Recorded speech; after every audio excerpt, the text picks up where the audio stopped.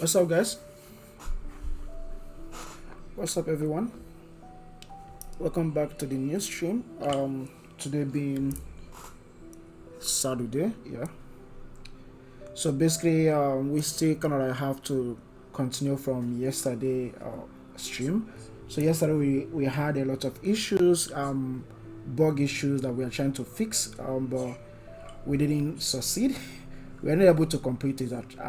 That's to say, but yeah, like I said, after the stream, I said I will kind of like try to look into it and see how I can solve it, and if I'm able to solve it, I'll just show you guys how to do it on the stream. How I was able to actually be able to figure it out, but yeah, and I did actually solve the issues and fix the bug, and right now the whole stuff is working. I'm going to show you guys how that works. So over here is our current app situation.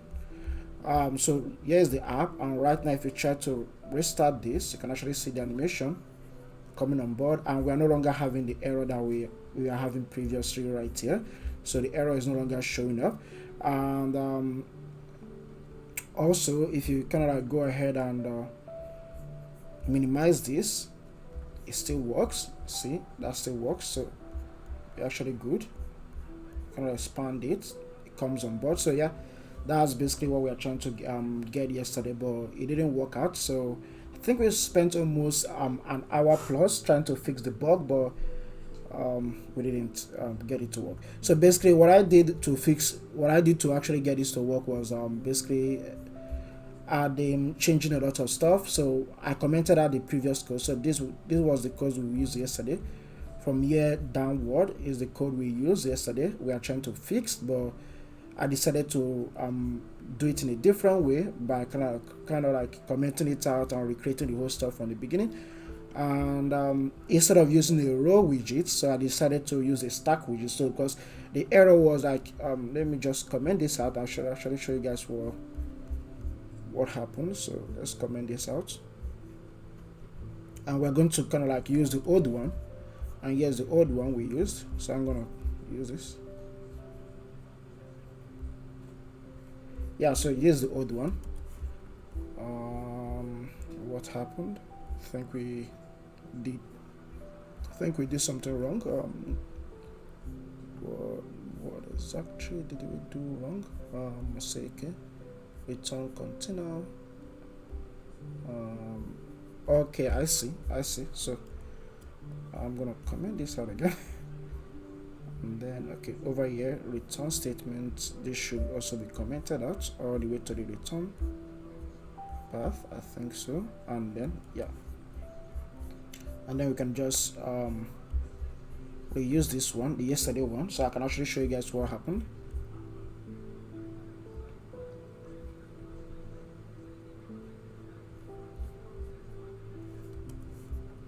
And there we go. So we actually have this showing up, and we can actually see how that is working right now. So this is the old code, the one we used yesterday.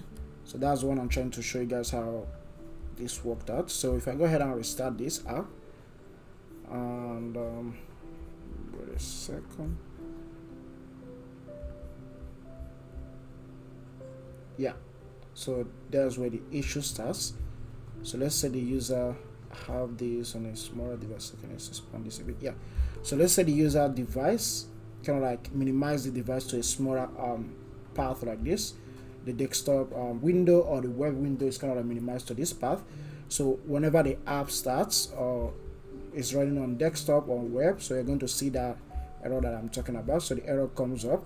Basically the issue was the row width. The animation kind of like is not rendering the row width properly. So and yeah, I tried to debug this. I figured out okay, it's gonna take a lot of time, and I will figure out other ways to solve it instead of using the row widget. So I decided to ditch the row widget and then go ahead and start using stack widget. So and use stack widget for the new one, stack widget and positioned widgets to solve the issue, which basically on the new one we are using stack widget instead of the row widget.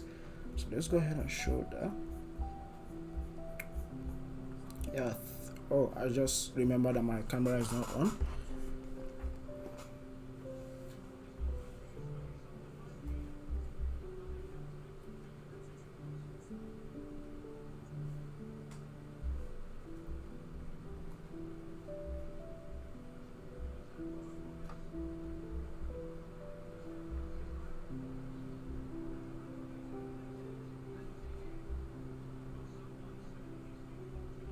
Okay, let's see. So I think I'll just revert back to the new one, because we already see the issues that we're having with the old one. And so let's revert back to the new one and kind of like forget about the old. Wait a second. Okay, yeah. Let's see. Okay. I think, yeah, we got it right. So save this. There we go. So I've actually take a look and see side by side with what we are trying to achieve and what we got so far. So I'm going to bring this up again.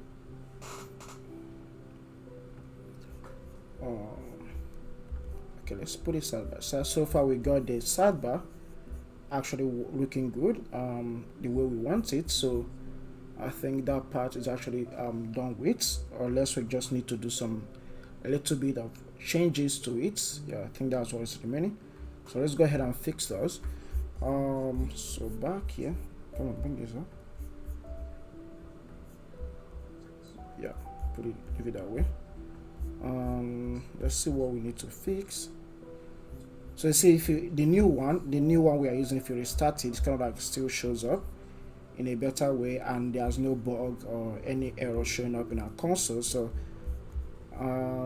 if you take a look, you see that if I put my cursor right in here, you see there's a reading, like some numbers being printed out on the screen on the console. That's because I'm using what we call mouse region to monitor where the current cursor is at the current location. So basically the current location of my cursor. So that's why you're seeing all this number being outputted in the console. So to put that off, here in the main screen, I'm just going to remove this widget that I'm using, mouse region. So I'm going to go ahead and remove that. I don't need it anymore. Or we can just kind of like leave it at the moment. Just leave it there. Maybe you can come in, use it for any other stuff. Okay, let's go back. So right now I already have this. So like I said, we need to fix one or two things to get this in order and get this to work properly. We need to revert back to the background. The background should be almost like what we have here, and the icon should be reduced a bit because the icon is too big here. So I think those are what we need to fix at the moment. So let's go ahead and start fixing those.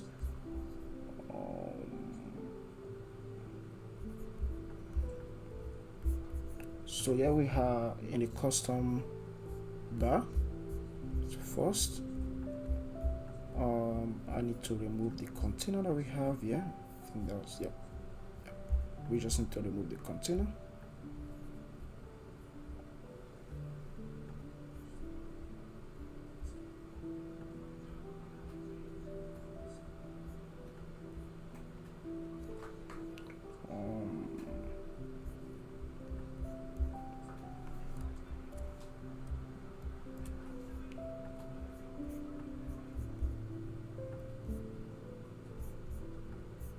Okay, let's put that back. Since I don't need that anymore, I'm gonna set that to transparent.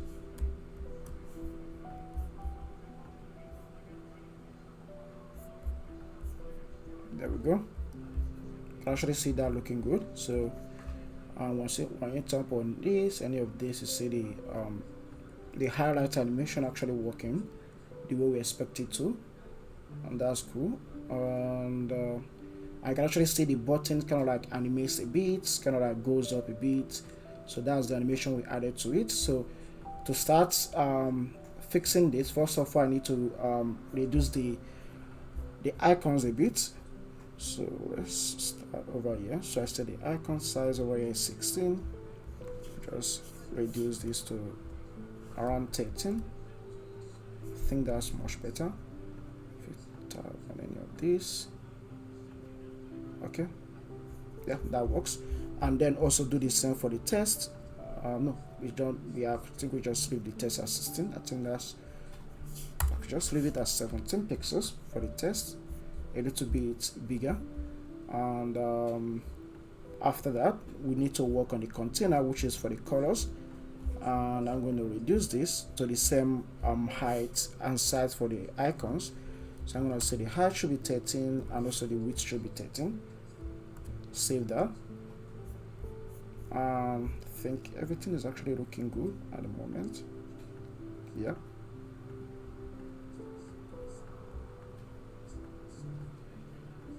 Okay, that's cool.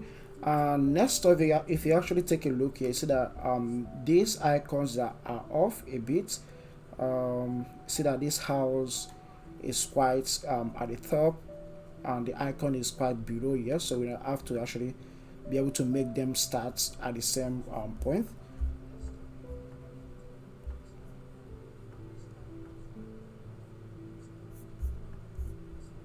So let's put this at the side. So how do we position the icon to be in the same stage or the same point with the house and other stuff? First, for the house, so we're using this test. So this test emoji is basically what we're using. We can just use the positioning for it. So I would just say reduce this a bit. Say minus. Let's see, let's try tweaking this. Hello dark sides, what's up? So I'm trying to actually set this to 20 to see what changes we're going to see here, but it looks like nothing's actually happening. Let's set this to set it to upper number like 80 pixels. Okay, yeah, I think that's too much. That's too much, so let's bring this down, set it to 10. Okay, bring it to 1, and what about 0?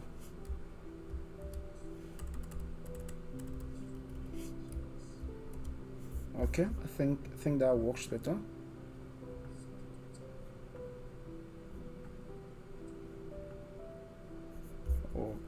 Okay, I can actually use minus there to move it up. Now if you tap on any of these, it goes up. Yeah. Okay. Now you have to look a bit more closer to see the animations working. Yeah. And next we have to fix this one. You can actually see these ones are off from the test starting point, so we have to fix those. And let's see.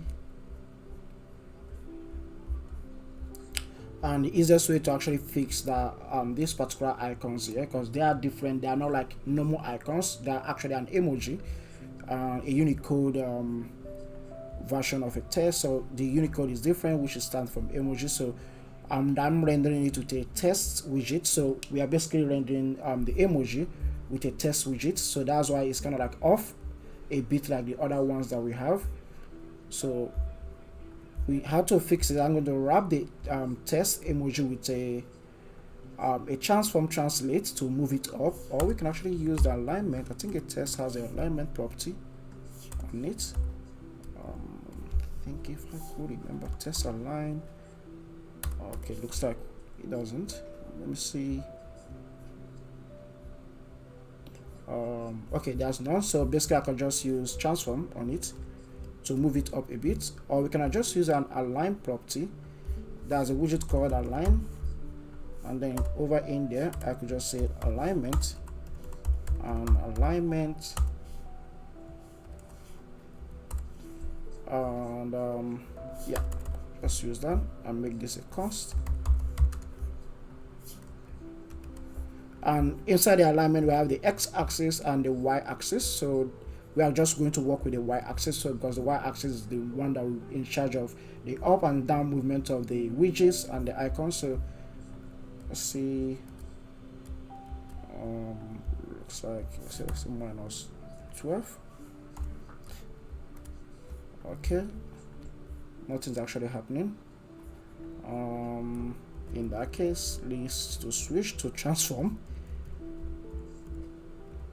Don't know why it's not taking an effect on it, so let's use transform widget. That should be transform dot translate, and inside the translate we have an offset. We are going to use the offset widget on it, and this should be const.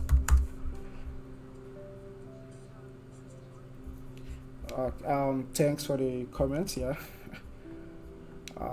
So let's say save this.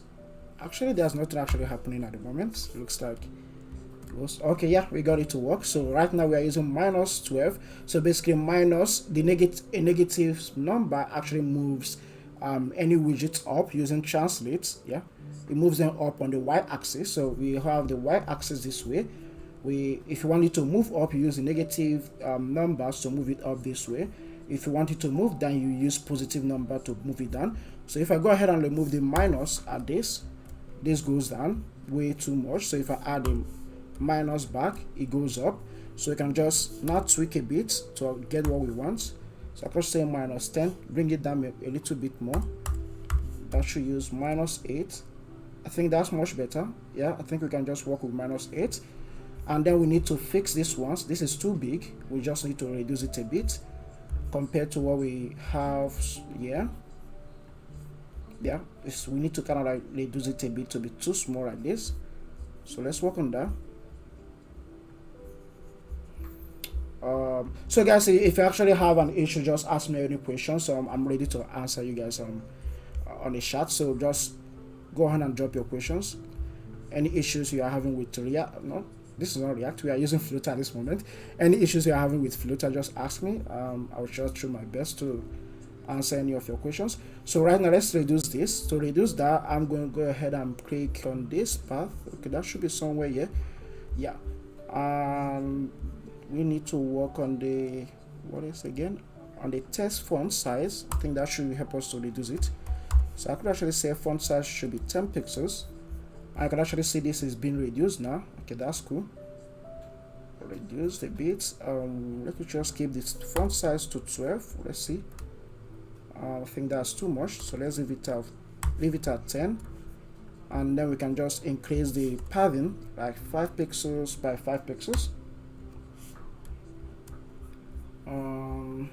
Is that way too much? Or we can just reduce it a bit. Okay, I think we just leave it at 4, and then reduce the border radius to somewhere at 5. And yeah, I think that's much better. So let's take a look. So now we have both of these, yeah, looking the same sizes. Yeah, nice one. Except that the text kind of like looks bold than what we have here. So I could just use font weight here. Let's say font weight to increase the bold. I'll just say font weight dot bold. I think that just works. Save this. Let's take a look. Yeah, I think that's much better right now. So you can actually see this being bold. Nice one. If you take a look, you see that the animation is actually working on these icons. So that's good to go. What else do we need to do? I think there's one stuff we need to fix. See that this has a light icon. The background is light for this test we added here. So let's reduce the background to be light instead of deep gray color we are using here. So we could just reduce the background a bit using opacity on it. I could just say with opacity. So with opacity, set this to somewhere around 0.1. I think that should be let's keep it at 0.4 and see how that looks. So at 0.4 looks a bit good. Let's see. Okay, side by side. I think we can just leave it at 0.4 at the moment. I think that's much better. Once we got this working, I think there's no other changes we need to do. So everything is working as expected. Let's see.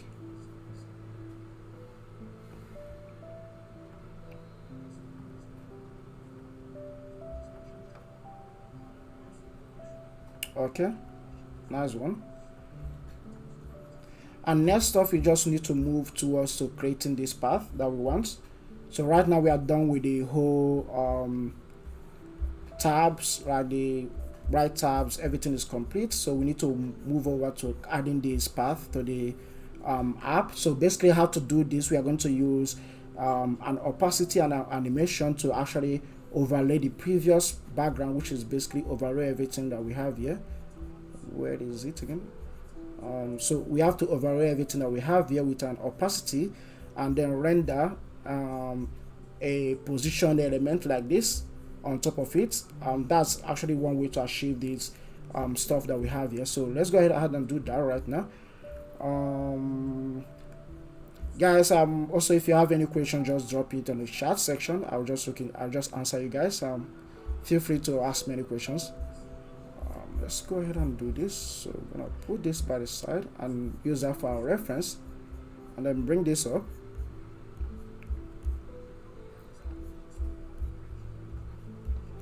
And in there, basically inside our main.dat, which is here, and we're using a flex widget to render every single thing that we have right here. And inside the flex widget, we have like the main tab or sidebar. I think basically much better to call it a sidebar. Then we have our sidebar right there, and then we have our main widget, which we gave the yellow color at the moment. Now we want to overlay this path whenever someone taps maybe on any of this button and show up something different. So we have to show this whenever someone taps on them. Let's go ahead and start working on this. I think the best way to actually achieve this, because if we put this in here, so it's going to overlay. If we try to put stuff inside this flexible widget that we have here, which is rendering this path, the yellow path for us, the overlay is just going to cover this path and it's going to leave this one out, but we need the overlay to cover every single one of them. That's what we are aiming at. And I think the best way to do that is to wrap this flex inside a stack widget. Yeah, could just wrap this inside a stack widget. Let's see how that looks. So wrap, go back, tap on it again, say wrap with a column, and convert the column to a stack. What did I do? Yeah, convert the column to a stack. Save this. Let's see if everything is actually the same. Okay, we don't have any issues. Okay, nice one. Right now I can just go ahead and say the first shade of the stack is a flex, and the next one, the second shade, should be the overlay that we want to use, which is going to be a positioned element. And we are going to say the position should have a container. Basically the container should be media over of context dot size. Use the size property. We want it to be a full height, and we also want it to be a full width. So a full height and a full width, so that all this stuff could be covered with it.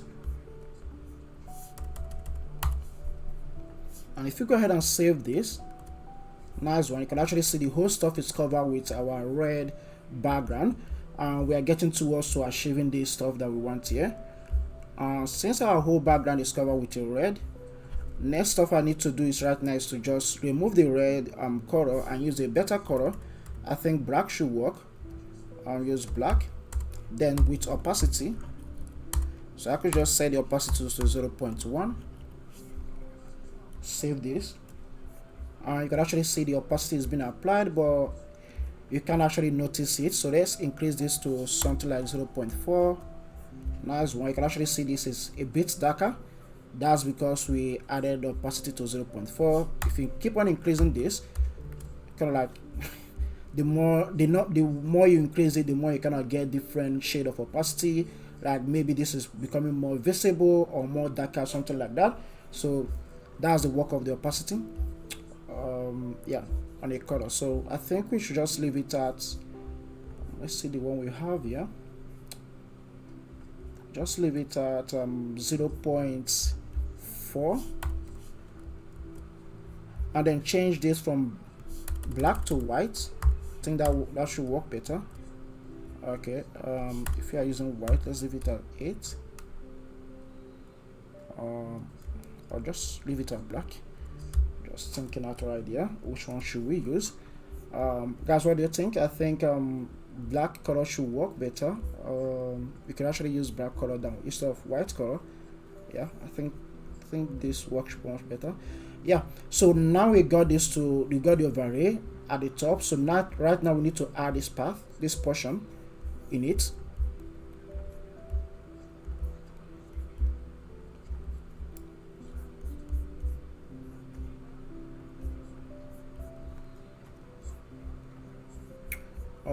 Let's see. So the best way to actually do that is to add another child to the container that we have here, inner child, and we're going to say the child should be another container. Yeah, I think that's much better. Another container inside it, and because the first container is just the overlay on this, the second container should be this one that we have right here. So the second container should have a height and a width, but for now we just need to set the height to, let's say we need the height to be at 200 pixels, and the width should be at 300 pixels, and the color should be white, not red. So we just use a white color, a white background on it. Save that,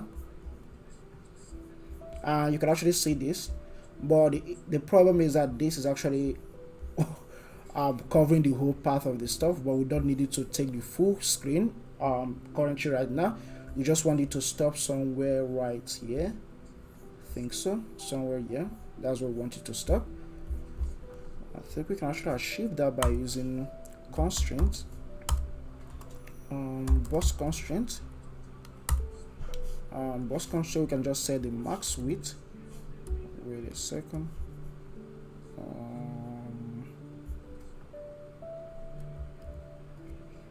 Okay, yeah, max width, set it to be const because we're not changing any stuff in there. So max width should be 300.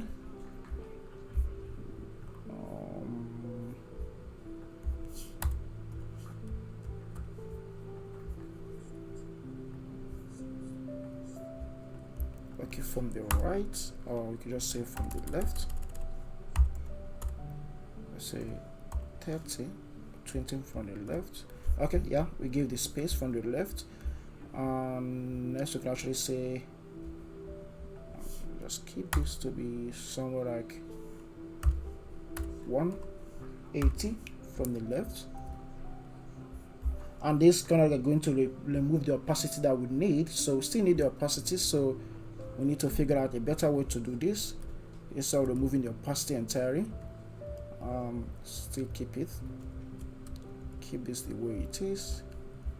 Just go ahead and this way, and then we could just say this, the first container could actually have a padding in it. I don't know if that makes sense. Or we could just add a margin to the second container. Let's add a margin to achieve this. So let's say edge insert dot only. So one this from the left, just the left part, to be from 400. Okay, yeah, that's much better. I can actually see that we got this. So since we are using margin on that, let me just go ahead and move.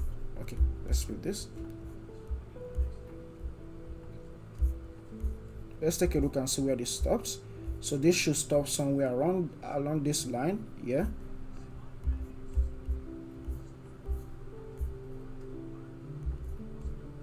Okay, nice one. So let's say the margin, the left from the left should be around 300. Okay, that's cool.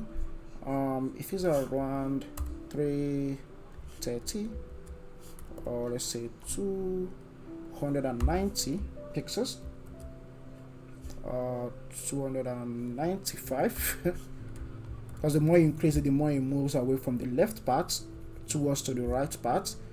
and then it kind of gives us that space and that kind of like feeling that we have an opacity and something over this. So after adding that, we're going to add the top and the bottom. You can actually see that there's a space from the top and there should be a space for the bottom too. So let's go ahead and add those paths, and then we can actually say from the top should be around 20 from the top, 20 from the bottom. From the bottom should be 20.0, top 20.0, and then next one should be from the right also. Let's say from the right we should have around 30.0. I don't know if that's what we should have. Okay, yeah, a smaller space from the right also. And let's see. Okay, I have this comma right here. Save this, and once we save this, let's see what this looks like. So it's good. Just need to clean up some stuff.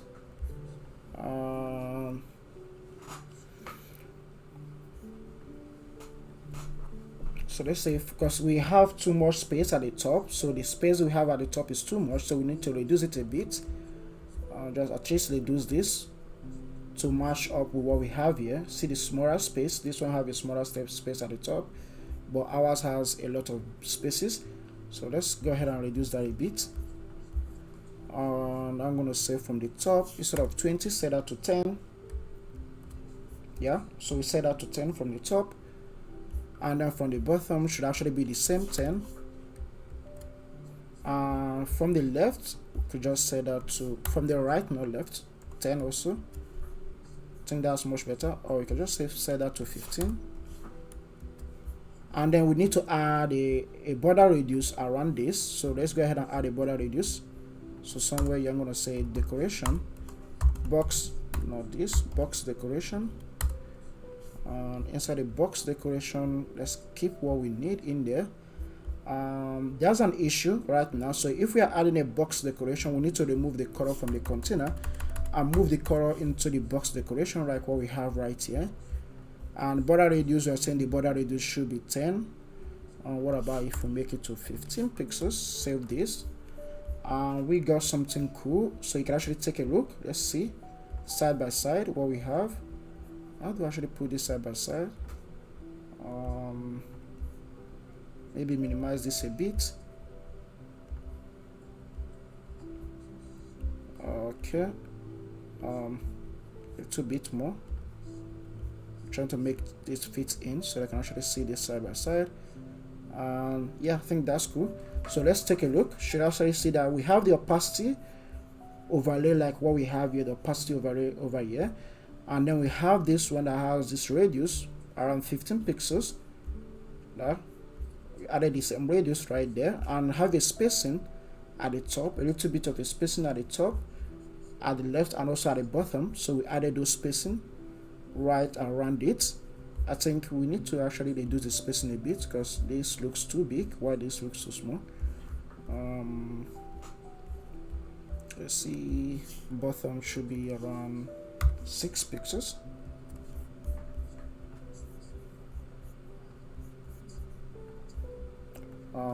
Also at the right should be 6 pixels.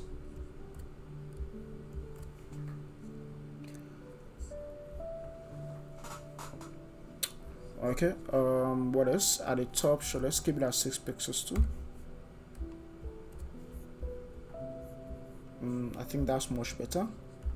Yeah, it looks much better right now. Yeah, nice one. You can actually see that. Actually resize them. See, this goes out, so keep going. This goes off, this comes in. Okay, nice. So let's see what else we need to actually fix, get this to work better. So we need to add a way to dismiss this. So we should add this dismiss button at the top right hand here. So when someone taps on this whole stuff goes off from the screen.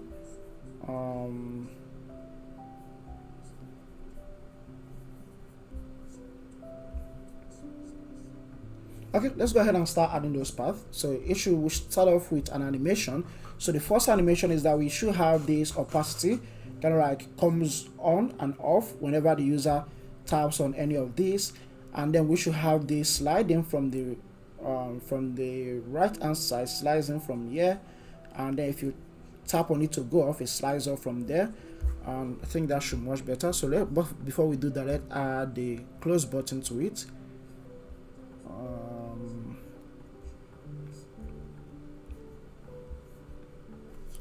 So I'm gonna show this. I should say the child property should have an icon. Yeah, child property should have an icon.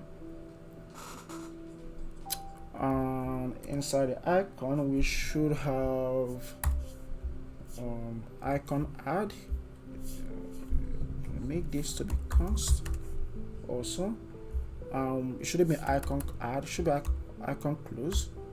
Yeah. If you go ahead and save this, and we're going to see the icon inside here. We just leave it at this point at the moment. Just leave it here, so we can just only know that if you tap on this, we close it and then add the animation part we need to add. So first of all, let's add the opacity animation when the user taps on any of this button. That means we need to animate this positioned widget to be on the screen and off the screen depending on what we want. To do that, I'm going to wrap this positioned element with animation builder. I'm going to say wrap. Okay, not wrap with just a widget. We're going to wrap with a builder. Wrap this with a builder, and in there I'm going to say context and child, and then change this builder to animated builder. Animated builder. I think that's much better. And the animation should come from a different animation that we're going to create. So I'm going to create a different animation controller, and below here I'm going to say delete animation controller for settings page. Just call that settings page, settings controller.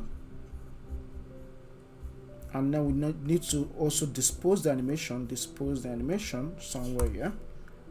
That should be settings controller.dispose, and then we can just set the animation somewhere at the top here.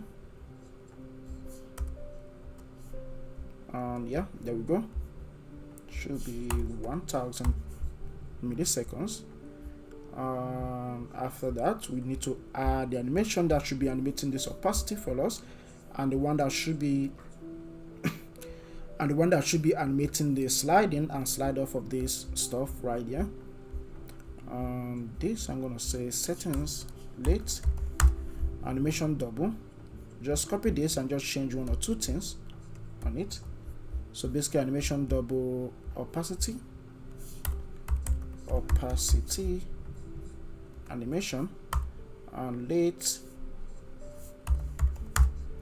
animation double transform sliding. I'll just call that settings sliding, settings slide animation. And these two animation, we have to actually set them right somewhere here. Yeah, just below here.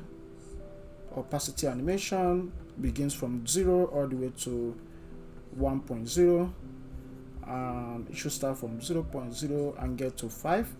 And next animation that we have here is settings sliding animation, slicing from 250 to minus something. So let's say from 250 to minus 2, let's say minus 20, or just kind of like leave it the way it is at the moment, so actually see what we are doing before trying to change any of this. And animation kind of kicks in from 0.5 all the way to 1.0 when the animation completes. And I think I actually add some cool stuff here by changing the curves to bounce, so bounce in out, and then we can just go ahead and start using this. and I want the animation to trigger when someone taps on any of these buttons that we have right in here. So we have to add that in our custom buttons. So inside our custom buttons, after setting this set state, I'm gonna say underscore settings controller dot forward.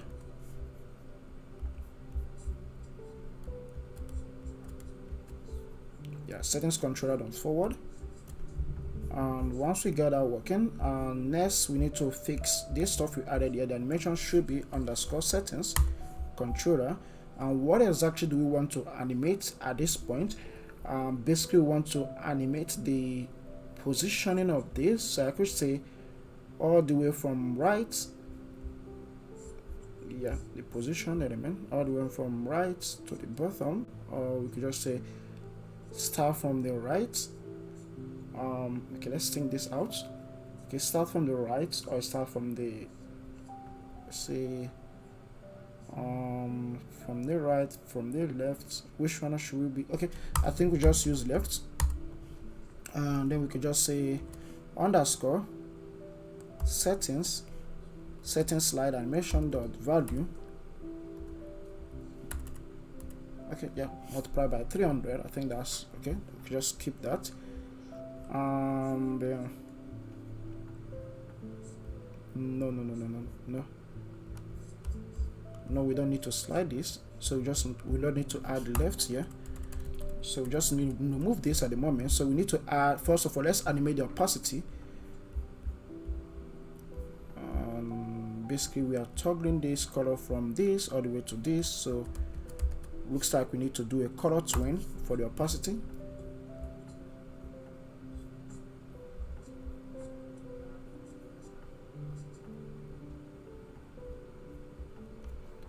Let's see.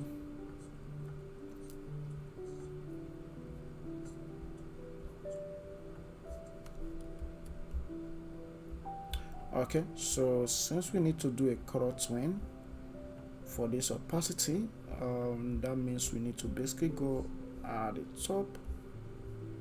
top right in here and change the opacity animation to be a color twin. Yeah, let's change this to be a color twin. Just copy the same color twin animation that we did here.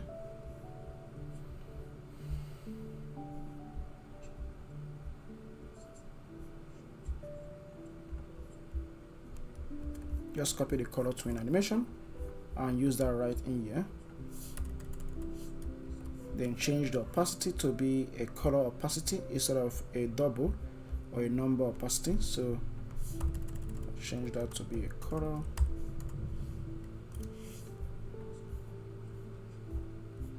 And that will fix the issue that we're having here. So we're saying this. So the animation should begin from this color, which should be 0.0 in the opacity, and animate to this color, which should be 0.4. And if you go ahead and save that, then we can just use the opacity a bit and see how that looks.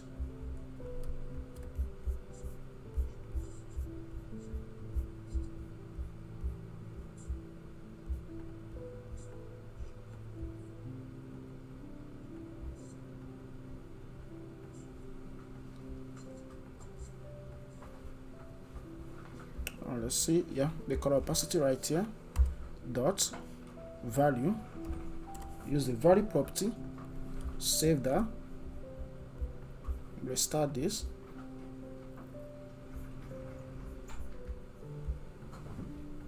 The funny thing is that we can't even tap on any of this button.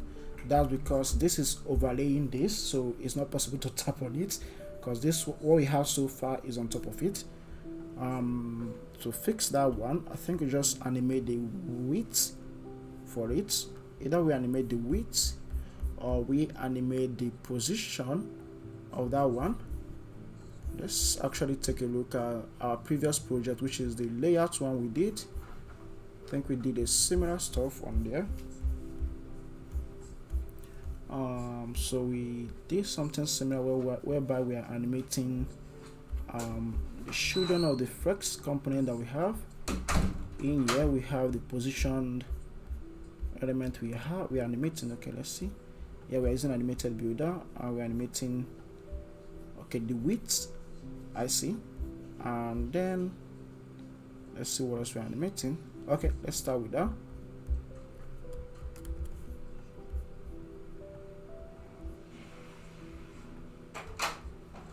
And we are setting the animation to be from 0 all the way to 1. And if we use that strategy, and we can actually achieve this same stuff. So that means I need to animate the width right in here.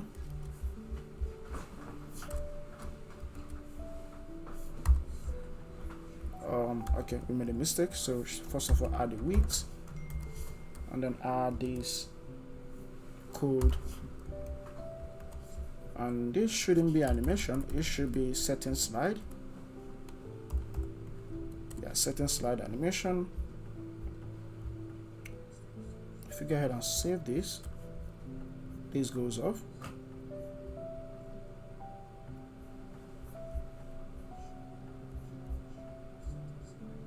You can actually see that coming on. So that's working. So let's go ahead and do that again. So tap on this. I actually see this coming on, but we are adding, let's see,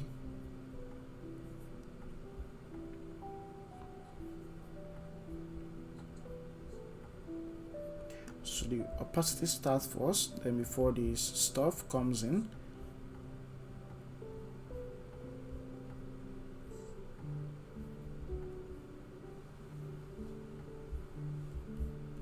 If you want to get that right, I'm gonna say up, up, up, up somewhere here.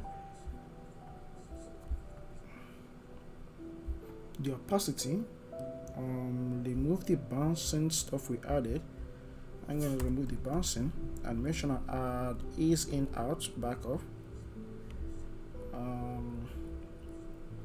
Yeah, ease in, out. Save that, and then right down here again, change this from what we have here to something like multiplied by 300.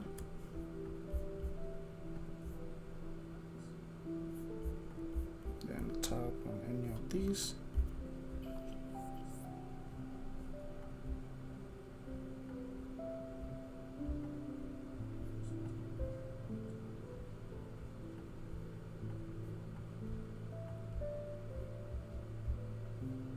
Okay, let's try this again.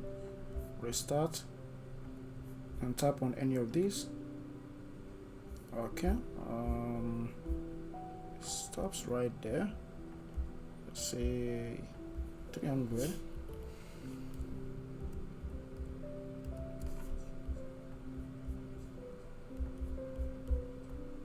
So you're trying to get to somewhere, to some calculation that should be much better than what we have.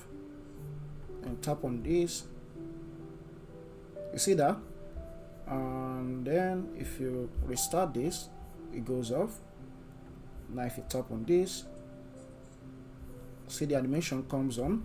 Then if you tap on this, this should basically reverse the animation for us. And to do that, I will basically add a gesture or untap to the icon we added. I think the icon should have a gesture. Okay, we are not using icon button. Maybe you can just change this to an icon button. If you change this to icon button, then the icon should be so it has a widget called icon. So for the widget called icon, just use icon, pass this in there.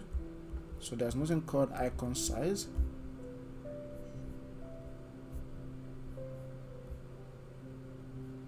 Okay, so in that case we just need to add an icon instead of an icon data. Yeah, and replace the icon data in here with the previous icon data we have. Set this to be const. What else are we missing? Okay, it needs the required onPress is the required argument that's been need. So add the onPress. Oh no, not this. Yeah, this one is a function, and that's what we are looking for. And I'm going to say whenever the function is being called, we're going to use a debug print to print something out. Invalid constant. Okay, remove the constant from the parent and make this one constant. Then go ahead and format this and save this. So we are going to call this, print this out close, and then we're going to reverse the animation.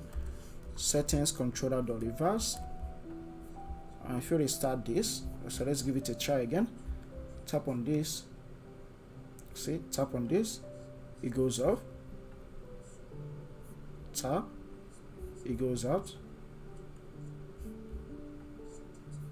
it goes off, comes on, goes out,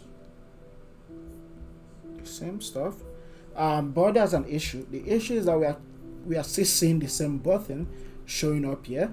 That's because the parent is not actually out of the screen. The parent is still there. We need to remove the parent entirely to be able to not see that. So I'm trying to think of something much better. Maybe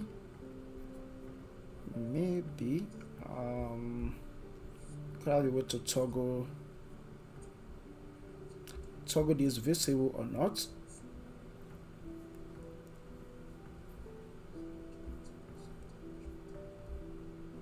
We can actually use the same opacity widget on them to toggle any of the child properties to visible or not visible by using opacity to animate them. Or I'm thinking of any better ways to actually do that without using an opacity widget, because we can actually achieve this easily by using opacity widget. Or maybe we can actually animate the properties of this position widget, maybe animate from the right path, the right one, yeah, to get it to animate. So if we actually think of that, let's see if we can get that work. So I'm going to set the same width, basically remove the width that we have here, set it to full width, then animate from the left to be this, say times something like 0.3. If you save that,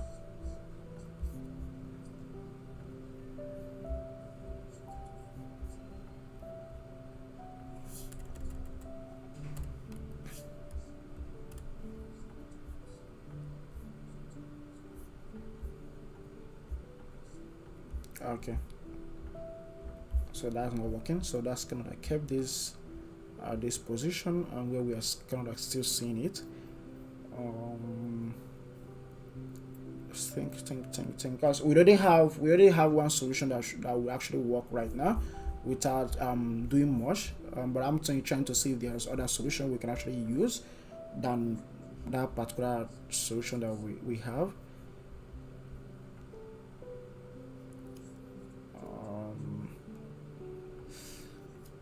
What should we use?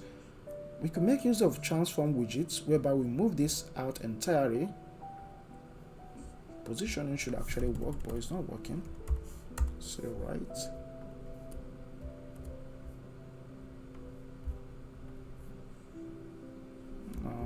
let's keep leaving it. Let's leave it at the left, and then format this.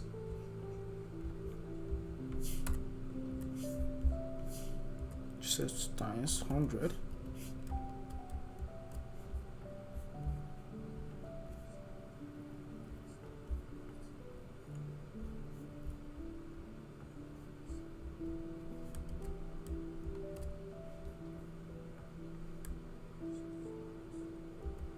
Okay.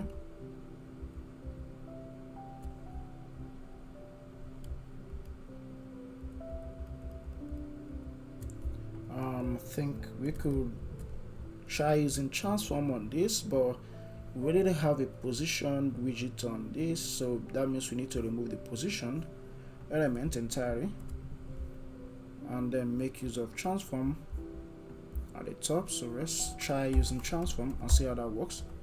Transform dot translate, and we also use offset.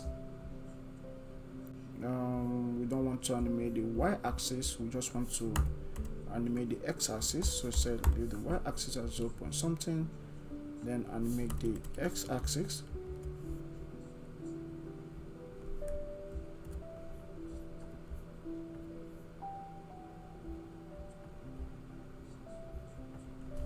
Okay, looks like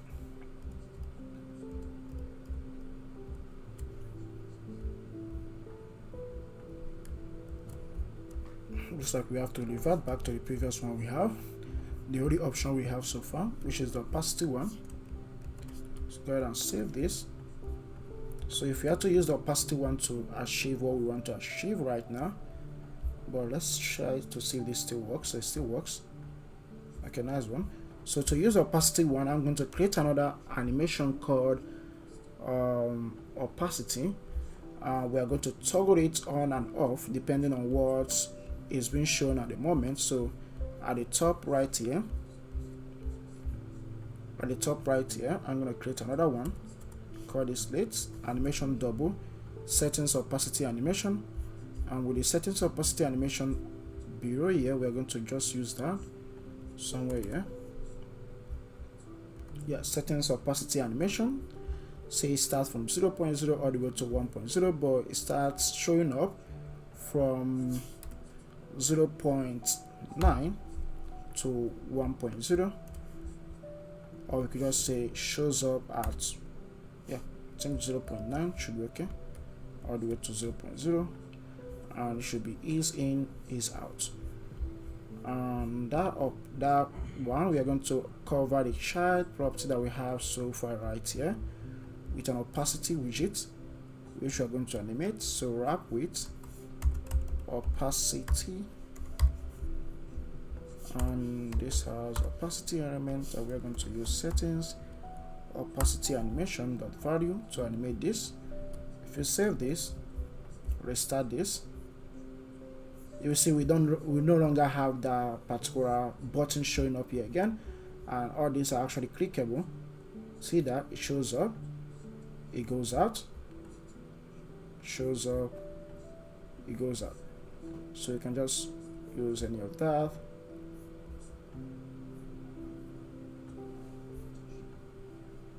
So there's many ways to actually add this animation. So right now we are using a sliding animation, whereby this slides in and slides off the screen. I'm thinking if this is the better user experience for this, what the user will think. Well, okay, I see. Okay, they kind of sees the sliding, they tap, this slides off, or we can just use just opacity, whereby when they tap on this, the thing just shows up, and when they tap on it, it goes out without sliding in or sliding off. It depends on whichever one we think that should be much better for the user to use, but I think we can just leave it at the sliding in one at the moment. So let's, okay, why is it I'm tapping whenever I tap on this? Okay, the issue, so if you take a look right now, if you tap anywhere, this slides off. That's because this child is taking the full width of the parent. This button is taking the variable width of the parent. That's why whenever you tap inside here, it slides off immediately. Yeah, so to get other part of this to start working, so what exactly do we need to add next? So basically we need to add this settings page. Inside the settings page we need to add this path, which is basically the header, the header, the sidebar, yeah, which is the sidebar, kind of like almost similar to the sidebar we did here. The only difference is that it's not going to have any of these buttons, and buttons animation is not going to have also this right here. I think that's what the difference is going to have. Then in there is going to have this top text that says settings. Okay, let's go ahead and add that and see how that looks, what that looks like. Then we could just say in there.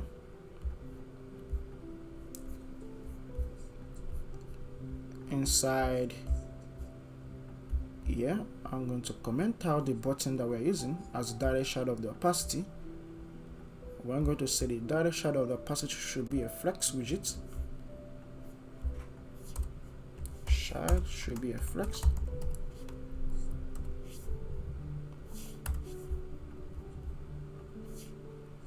Flex should have axis dot horizontal.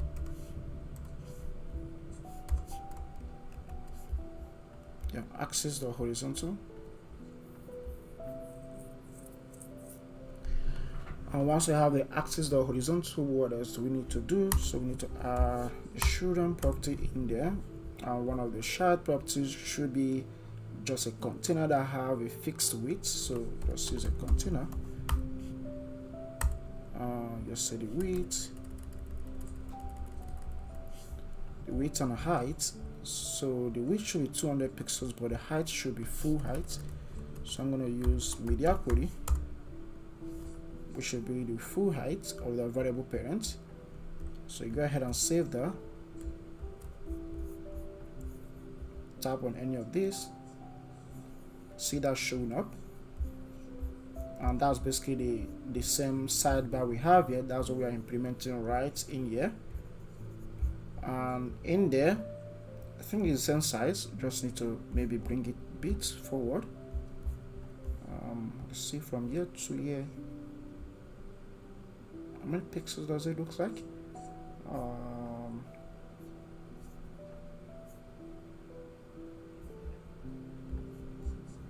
Okay, let's just increase it a bit. Yeah, increase the size a bit. So instead of saying 200, I could just say the width should be 240 pixels.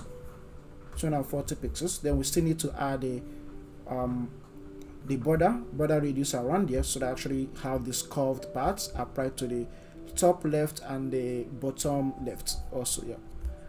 And to do that, I don't need to actually write the code. I just go ahead and copy what I already have. So just copy this code we have here, still the same stuff,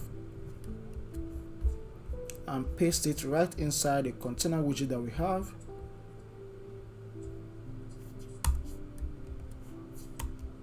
Then remove the box shadow. We don't need the box shadow anymore.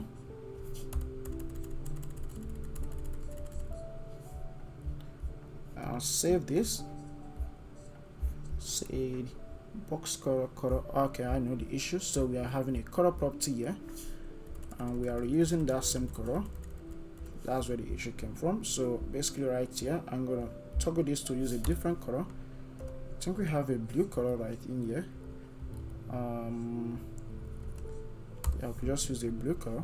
Save this, and then you can actually see the border radius applied, but we don't want the border radius to be applied right somewhere here, so we need to clean that up. So I'm gonna say border radius dot circular. I think we just use border radius dot only. Yeah.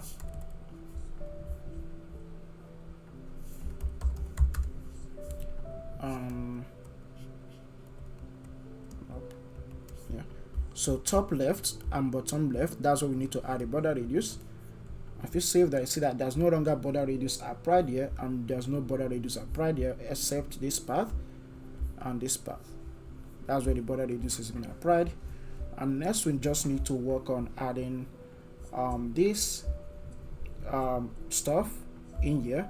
We need to add a top letter that says settings, and then add a the bar icons or bar for those navigations stuff. And then we need to add a section also. So let's go ahead and do that. So inside the container we're going to use column. Yeah, I think column is actually better to use in there. So I'm going to say child should be a column.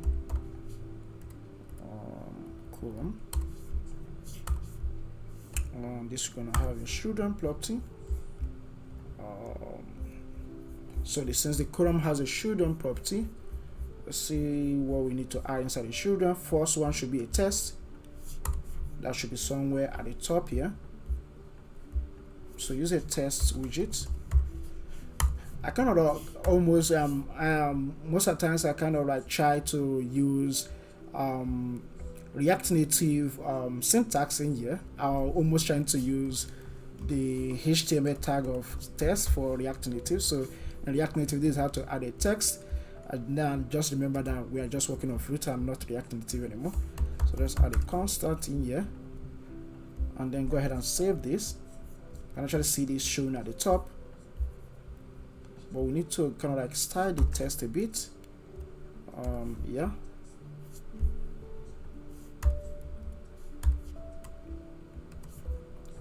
If you go ahead and save this, you see this text showing up here. But next one, we need to change this to be the same color as our background right in here. So in order to do that, I need to go ahead and change what we have right there to the color that we want to have, which is the white color. So go ahead and say this off at the moment. Then the color becomes brown color dot pure white dot pure white. If you go ahead and save that, so that changes the whole stuff from the blue color we added here to pure white. So if you take a look, you see that this section, they are all white, this and this the same color, there's no separation between them. So we are just adding this top sentence that says, and this top word that says settings. Don't have to know that this is a settings page or something like that. Just need to add some stuff to it. So you have this, it should be a bit bold, so let's add a bit bold to it. That should be used font weight. Yeah, font weight. I think that should be okay. Font weight 600. Save that.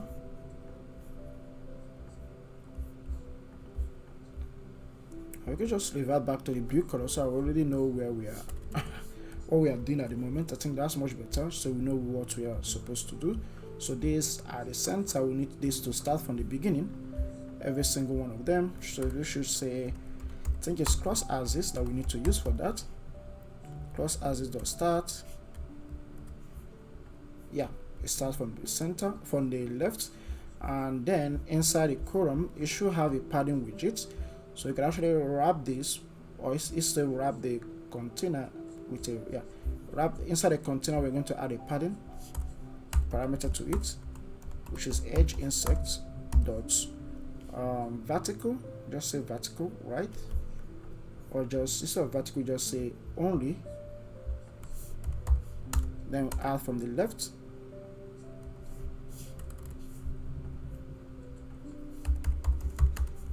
Yep. And from the left, we are going to say no right. Also, the top also should have one. I think just top, left, bottom. Right shouldn't have any of that. So just remove from the right. Then go ahead and save this. Let's see what changes we have so far. Yeah, bring this down a bit to here. So let's move this a bit from the left more. Let's increase the left side to 30. What about 40? Yeah, I think 40 is much better. And then from the top, let's add 40 also, or maybe around 30 something, 35. Let's leave it at 30. And bottom, we should actually leave it at 30 also. Top and bottom should actually be the same. And after that, then we need to add the selection for the sidebar. So except that we could actually make this faster for us if we just reuse what we have right here in here, but the issue is that there are two different stuff, so it will be a bit hard to do. Or we could just go in here and try to add some changes where we can say, okay, if the user, we can decide to hide these icons, decide to hide this path, and then we are left with this section. That could work. But let's see how that will work. So if you have to achieve that, so I could just say inside our stack, go ahead and hide and hide this position widget all the way to this end. and also go ahead and hide this last position widget. And if we try that out, hopefully this comes out good. That should be in here. Add a parameter here. Let's say final hide icons. So hide icons.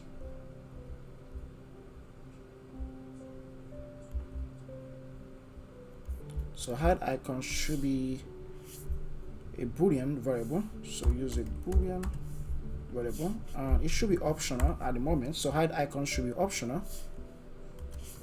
That's basically we want to hide these icons here, since we are going to use this same sidebar in here. So we need to hide the icons and use them in here.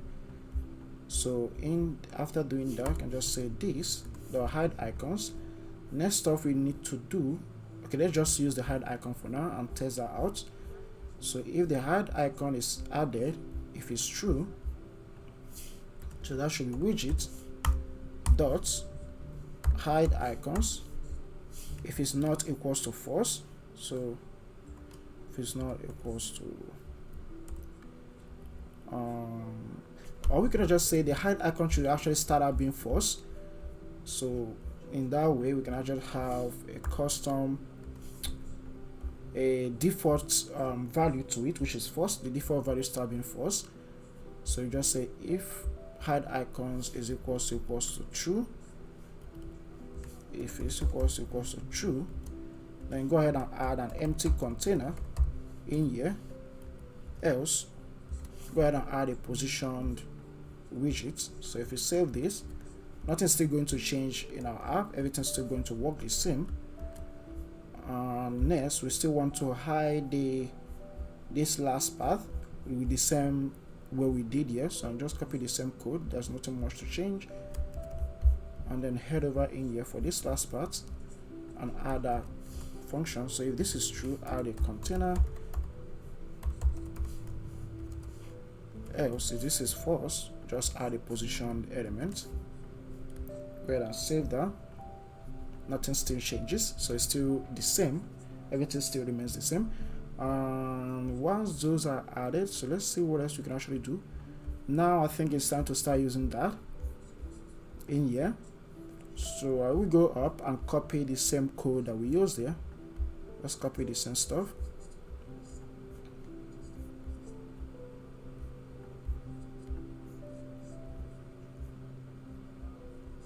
Just copy the list view. I think that makes more sense. Yeah, copy the list view. Once the list view is copied,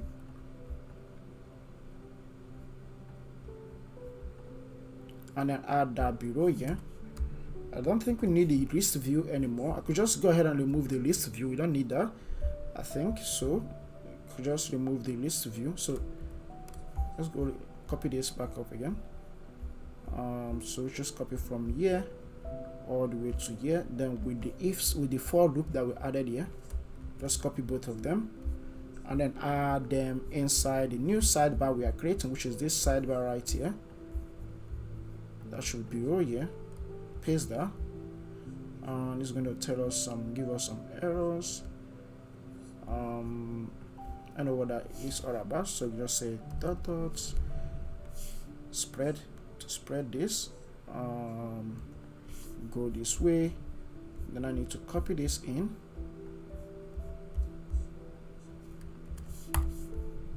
And then replace whatever you have in here with it.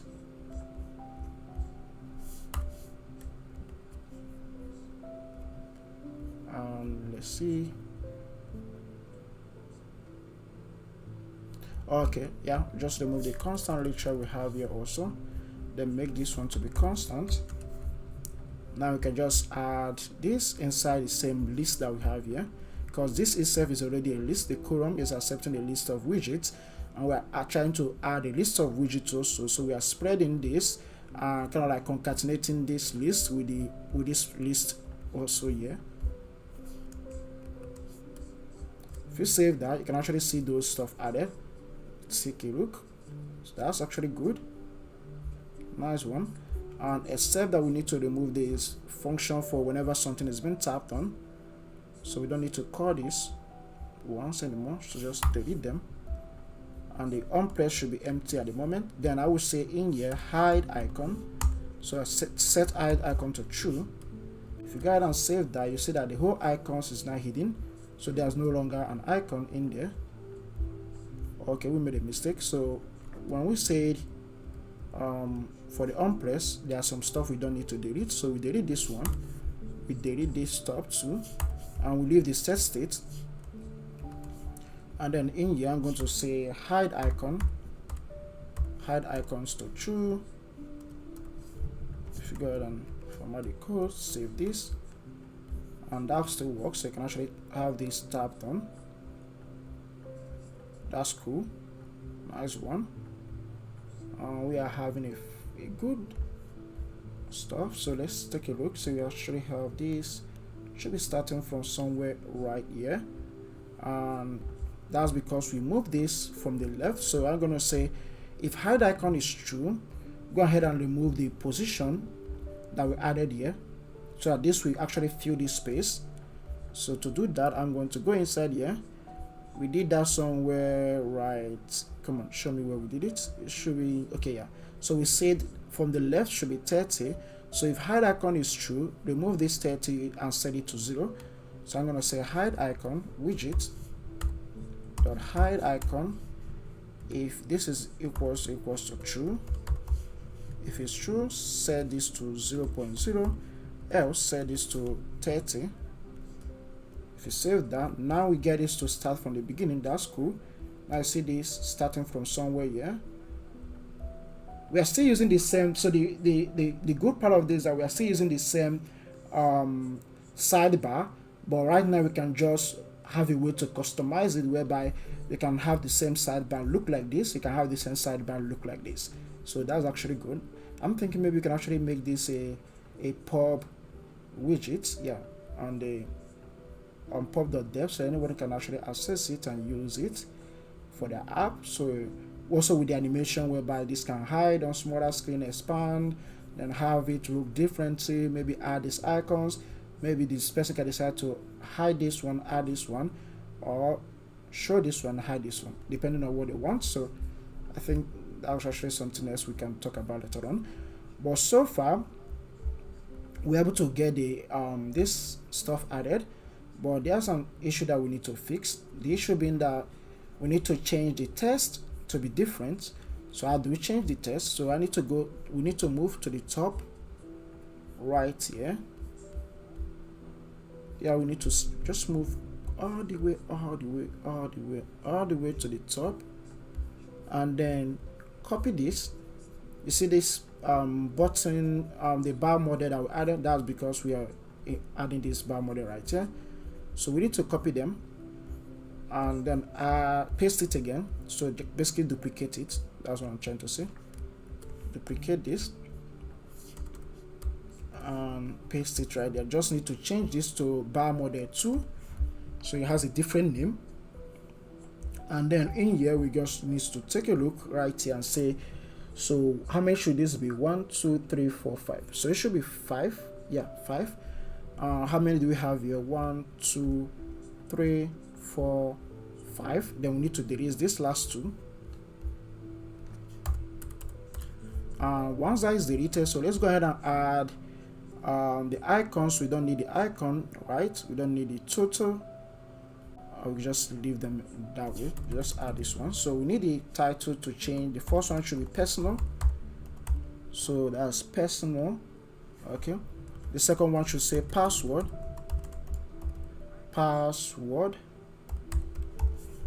Yeah, password. This one should say appearance.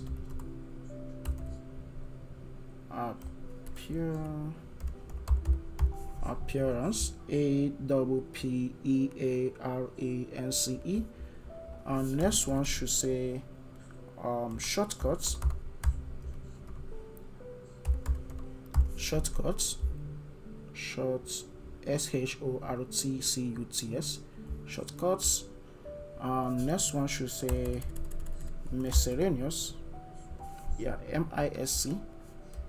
if you save that, and then we can just reuse that in our second bar all the way at the bottom. So change this to bar model 2 and all this stuff to bar model 2.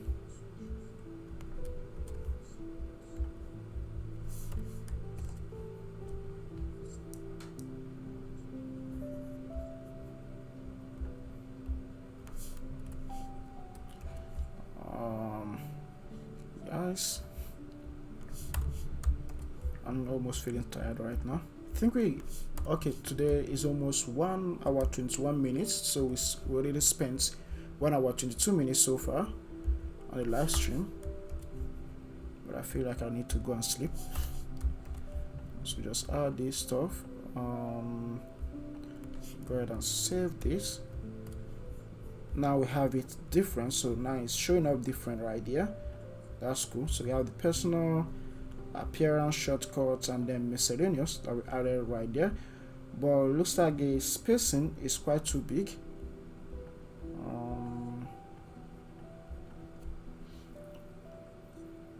Maybe you need to reduce the spacing a bit more. But before we do that, let's add a little bit of spacing between the settings and then these bar icons. So I'm going to set this to 20 pixels. Yeah, we have that spacing right in here. And now I can just remove the blue color that we added, the blue color, so I kind of have the same background color that we have here. I think now is a good time to do that. So to do that, that should be here. Just comment this and uncomment the second one. Save that, and there we go. So you can actually see this side by side. Let's see how this looks. So you see this section.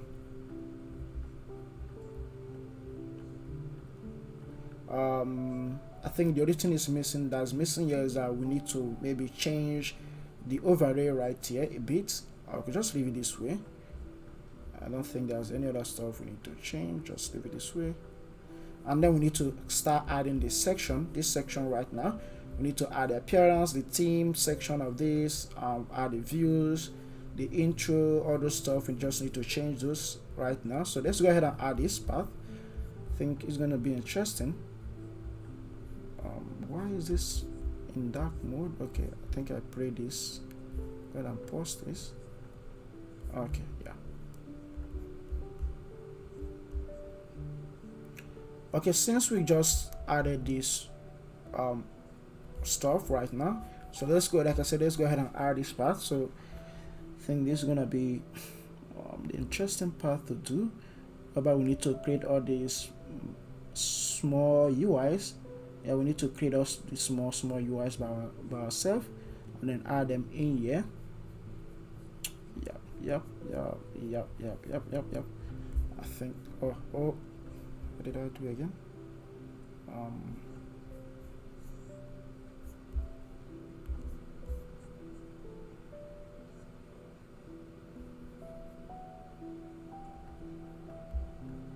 Okay, looks like when you tap on this, it start playing. Yeah, because yeah, it's a video. Okay, I see. I'm still thinking out how to layer this. Okay, let's get to work. Put this at the top, then put this somewhere below here, so it can be seen both of them side by side. Then in here we have, so that should be after the flex. Inside the flex, we added a container for the first flex widget. The second one should be flexible. We use flexible widget for that. And the flexible gonna have a child as a container, and the child is going to have child is going to be what again? So it's already a container, so we don't need to add this to be a container as a child. So we just say that the child should be a column that has 2 rows, not 2 rows, actually 3 rows. One, is it 3 or is it 4? Let's say a container that has 4 rows, I think. Or you could just use stack widget to position something at this top, by the top right here, and the rest of this should be come on. Yeah, so the rest of them should be a row. So this one should be a row, this a row, this a row, then we come to this path. We could use stack or we could use column. I think those are the two stuff we can actually utilize. You can actually use a list view also, but list view doesn't work here because we're not rendering the list and we are not trying to do performance stuff here with a list. So if you are doing rendering a list, you prefer to use list view builder, but in this case we're trying to build a layer that doesn't change, it remains the same. So I think it would make sense to just use a column or a stack widget. If we use a column, then we need to use an alignment to position this at this top right corner.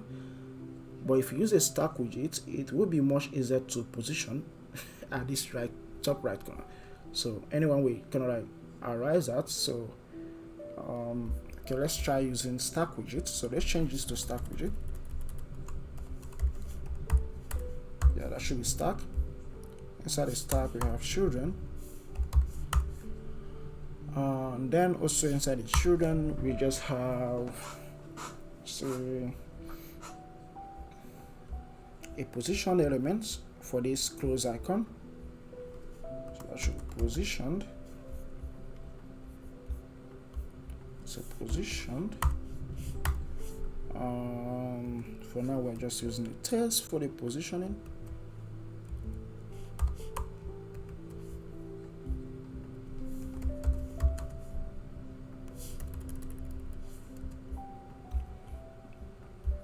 But what we want to position is basically this.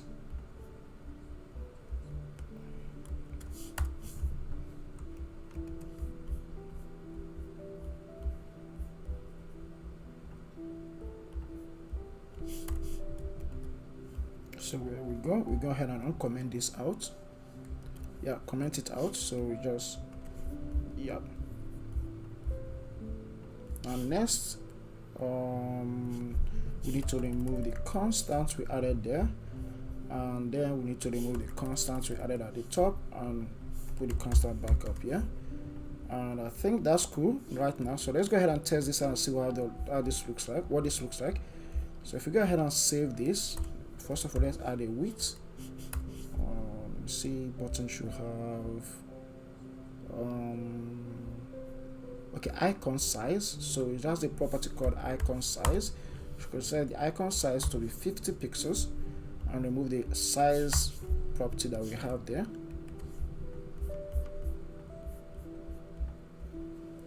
Hi J Coding, what's up?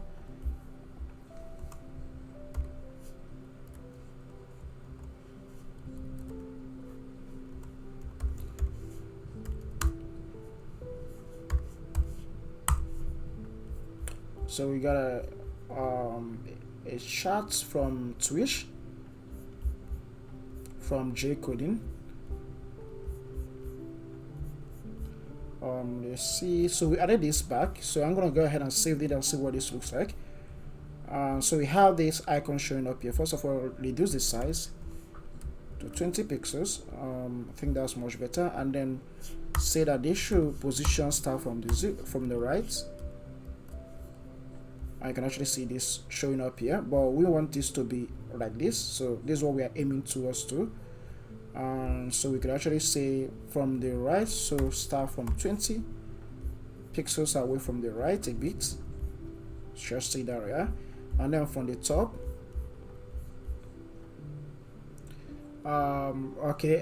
yeah, thanks for joining J Coding. Let me know what you think. Just kind of like whatever, if you have a question or something, a suggestion, just drop it in the comment section. Thanks for joining. Okay, let's get back to this. So let's do you also stream, J Coding? Looks like you do stream also. You stream on Twitch or any other platform. Let me see.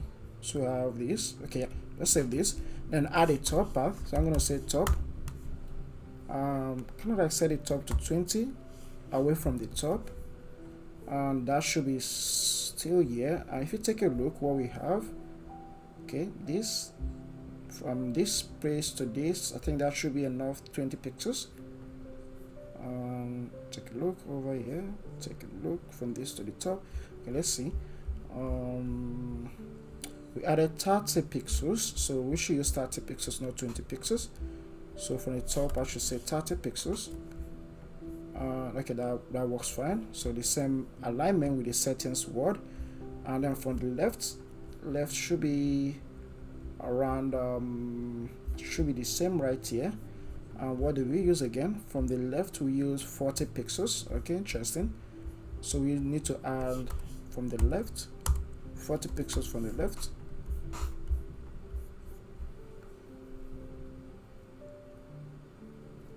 Oh, okay, nice one. So what actually made you to choose J-coding? So what actually made you to choose Flutter above other? There's other ones out there like Swift UI for iOS, and then you have React Native for also React Native does the same with Flutter. Just like Flutter is much easier to work with, I think, because I do both React Native and Flutter. So what made you to choose Flutter instead of React Native and Swift UI? So right over here, I'll just added this. Okay, let's take a look again. Okay, that's too much. So we said from the left is 20. Okay, this should be 40 from the right, not from the left. We messed it up. Yeah, it should be 40 from the right and 20 from the top. Yeah, that works better. So we have this position right here, and then we need to a bit change the color from being dark to something kind of like looks a bit light, deep gray or light black. Let's use gray. Let's try a different color. So let's try color. No, if you use that color, that should be the button color. So we should just change the icon color and not the button color. So for the icon color, just use color, and then we could just use the colors dot. Instead of using the colors, I could just use the brand colors that I added. I'll just say brand colors dot gray, because I know we had gray color, not green. I'm looking for gray. That should be test color. Okay, yeah, the gray color is test color. If you go ahead and save that, then you can have this bit of gray color right there, but I think that's too light. Nobody is actually seeing that as a close button. So let's see our custom colors and see which one is to use. So we use the test dark, but that didn't come out good. Which other color can we use? Sheep color, no, not that, it doesn't look good. Or we could just use the gray color from Flutter itself. Maybe just try that out and see what that looks like. So just say colors dot gray.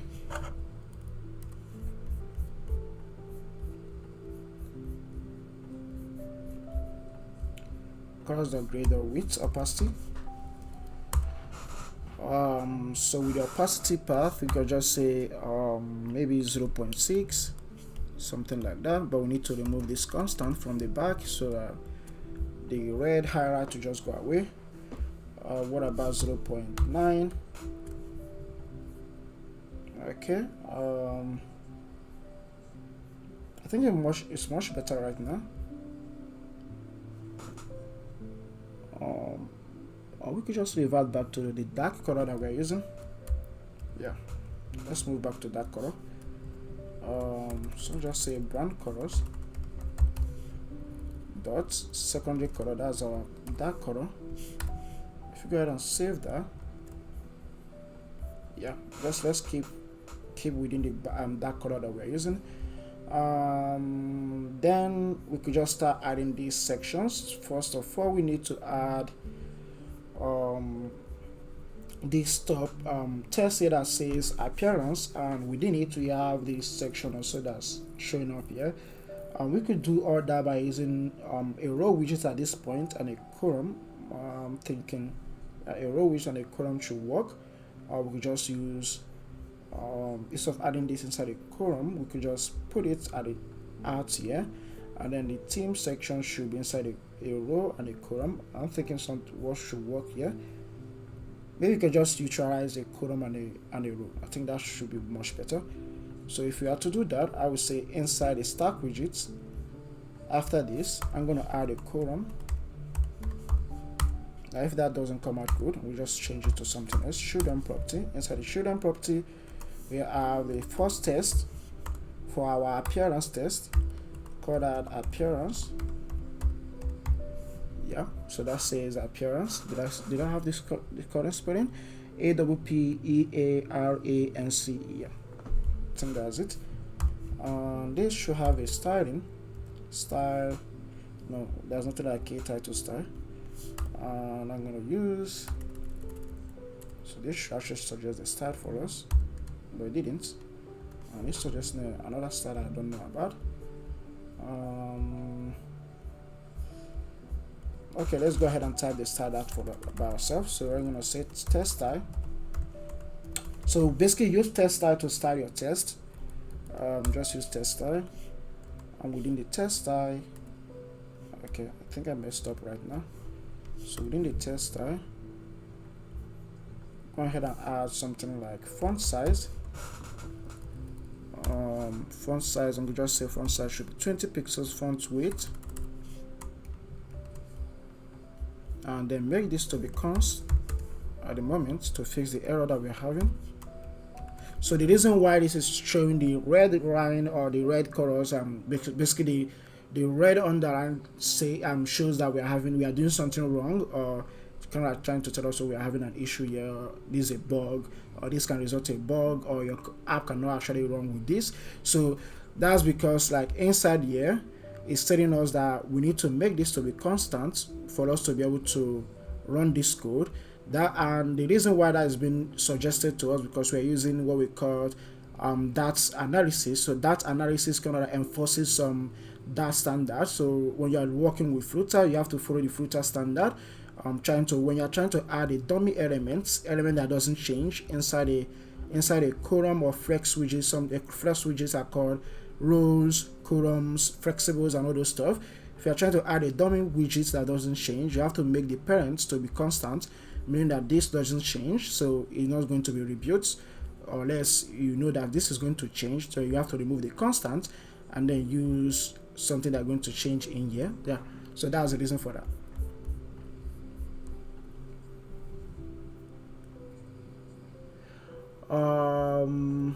Okay, I just saw this one. Okay, J-coding. Basically I do. You're asking, do you develop your app in Flutter or in React Native? Which one do you prefer? I do both, so I actually get some work on both of them, and I actually have some side project I did on both React Native and in Flutter also. Yeah, I think both of them are just almost the same. Just like I'm blocking my view with my hand. Yeah, just that the only difference is that with Flutter is more easier to work with than React Native. Yeah. React Native kind of like a bit more complicated to do some easy stuff on it, but with Flutter it's just easy to work with. Yeah, like I said, because I've done with both of them. Yeah, so you can just use anyone you want, but if you want something easier to learn and build with, just follow with Flutter. But if you're already a JavaScript developer, you can just use React Native. I think it will be much better for someone coming from JavaScript world and React web worlds too.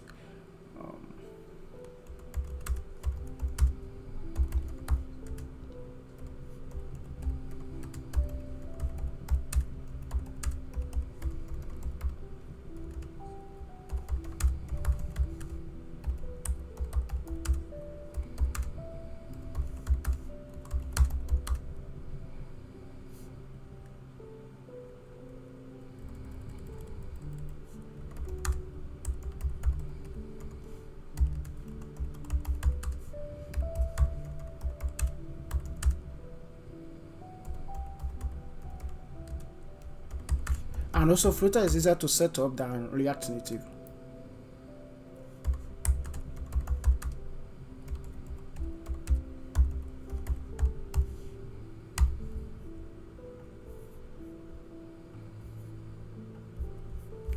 Okay, let's head back here and let's continue with what we are doing. So like I just added the appearance test, so let's test this out. So go ahead and save this. See what this looks like at the top right here. So I'm saying this is a position widget inside a stack. Why this is not positioned, that's why this is at the top right there.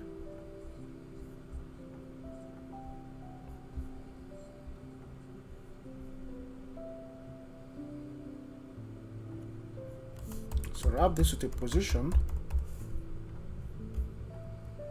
I'm gonna say the top 90 from the top, and this will just stay where it is. Yeah, 90 from the top. I think that's much better because I have this right there. And the appearance test font width, let's change that to 500. Yeah, or what about 400? There we go. That next we need to add another test at the top also, and change that test to say something in this form. We should say team.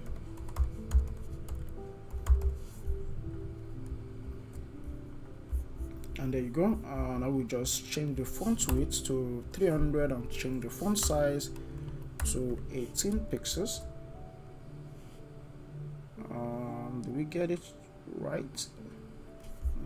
Just keep this 400. Let's see what that looks like.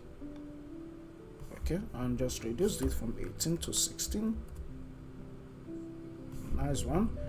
And just say all this needs to start from the beginning using cross axis alignment. So with cross axis alignment, so this should start from the beginning. Go ahead and save that. There you go. And once I have that, so I'm going to wrap the test. Wrap the test with a padding, or you could just add a size box between them. So size box, still need to make the size box a constant because it's not going to change. And after that, you need to in here add a height property to it. Okay, we don't need to make a constant because the parent is already constant. And then add the spacing like somewhere around 25 to 30. That's good. And next, move to the next one. Trying to be fast with this. So the next one is basically adding these sections right there. So that's the tricky part right now, but we are going to get it to work. So first of all, this is going to be a container, so we have to start with a container. For that. Container.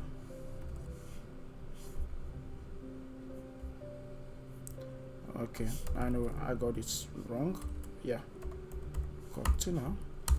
And inside the container, we are going to have the same height and width for every single one of them. So I'm going to say height.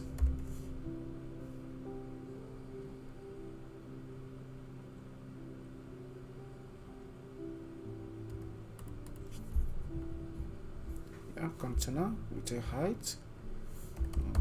No.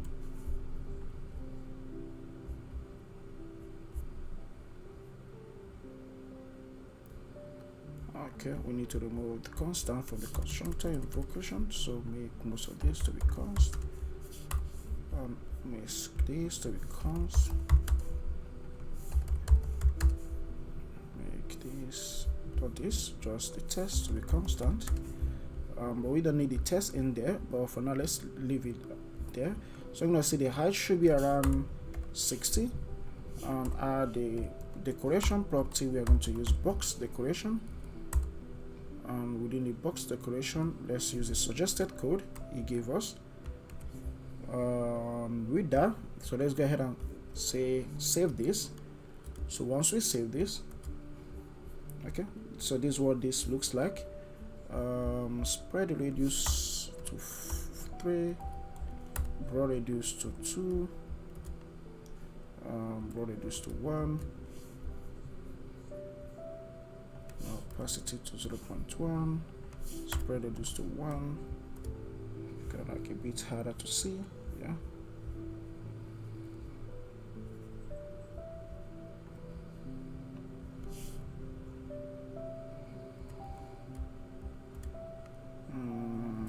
let's keep it at 1. Yeah, I think it's much better this way.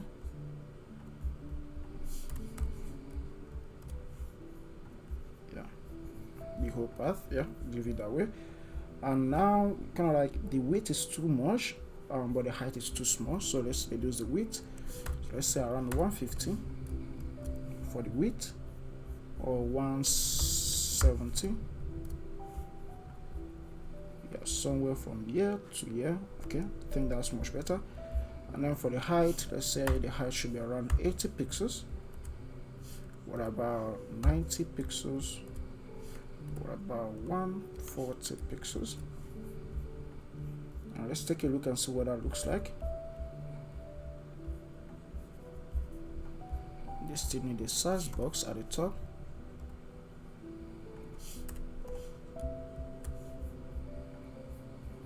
Yeah, add a size box at the top.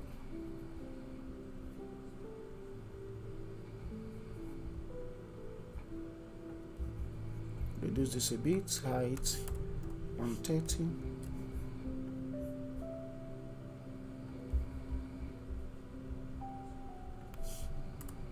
160 for the width.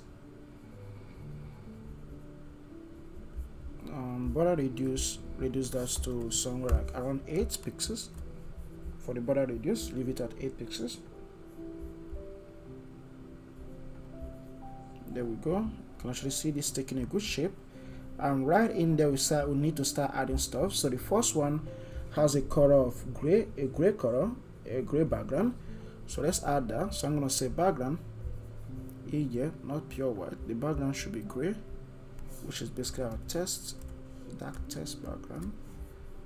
You can actually see that, but this is not a pure color. It should be gray. Okay, let's make this to be gray using colors. Gray.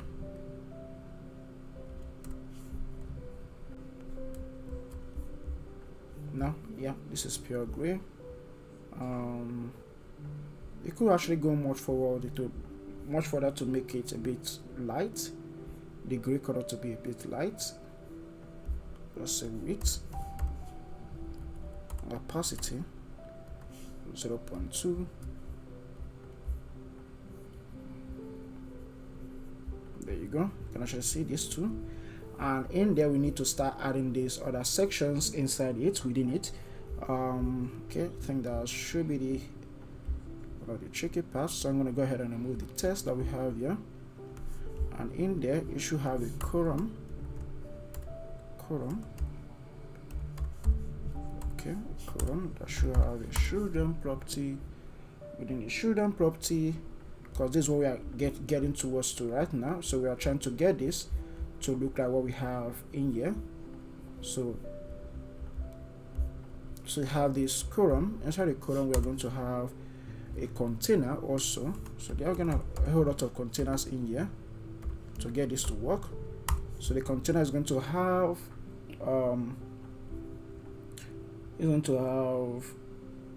a height. So let's give a height of around 20. Width should be the full parent width, so that should be mediocrity. Yeah, full parent width. And then we have decoration property.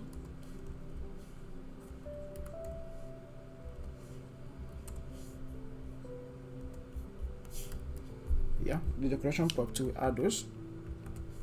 And once we get that added,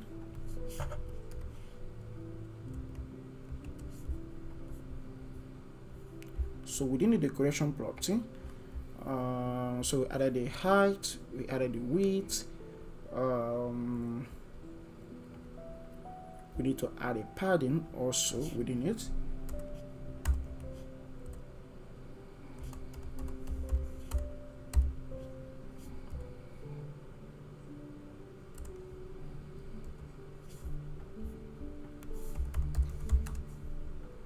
say padding of left, bottom, don't need add to the bottom, so just add left, right, and top. So if you save that, that should be what this should look like. So I should just say it should be 10, it should be 10, and then kind of remove it a bit. Okay, 10, 10, top 10. Okay, nice one. And also the bottom. Okay, we don't need to add the bottom. And this one inner here, the inner container, which is this.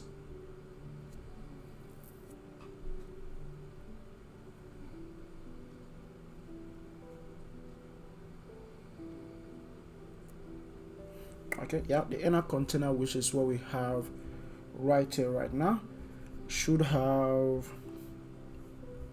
a border radius, complete border radius. So I'm going to use this of border radius only, and the border radius or say border radius circular, then add the radius that we want. Over here I could just say 8. Remove this from being constant. Go ahead and save this. There you go. Just remove it a bit, set it to 4, increase this to 5. Yeah, I think that should be okay. And then within it we should have another gray stuff. So first this should change the color to gray. So colors are gray, and this should be pure gray without any opacity. So pure gray without any opacity. If you save that, there you go. I'll just add opacity a little bit.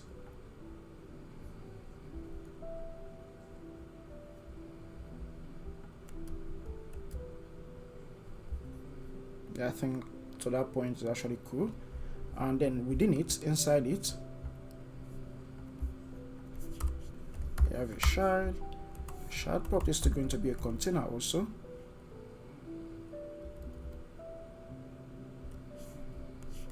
Within the container, we're going to have the same styling as the previous ones.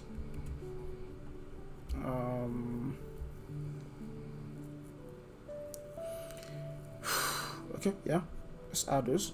Let's keep this styling, save that. The color is going to be dark gray, so remove the opacity, change the opacity to 1.0. This is the container that we added. I'm going to add constraint, bus constraint, mass width, mass height. If you save that,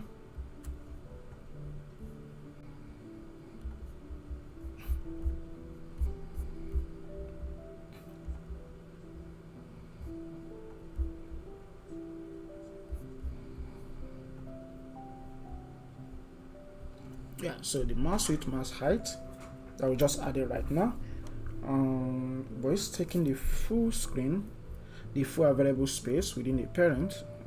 So this is the parent, no, so this is the parent, which has a height of 20 and the width is full width, and this one, it has a width of 20 and a height of 20. We don't want to make it a height of 20. We should just say the height should be around 5 or 6.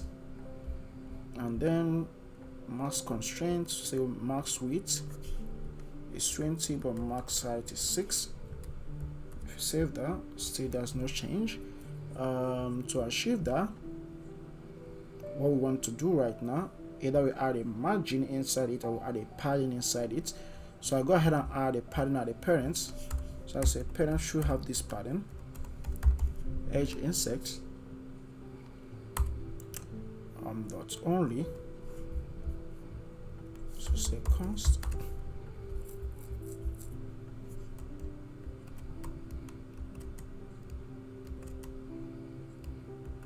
Yeah, edge insert dot only, which are using constant. This in this case, I'm gonna say padding from the right.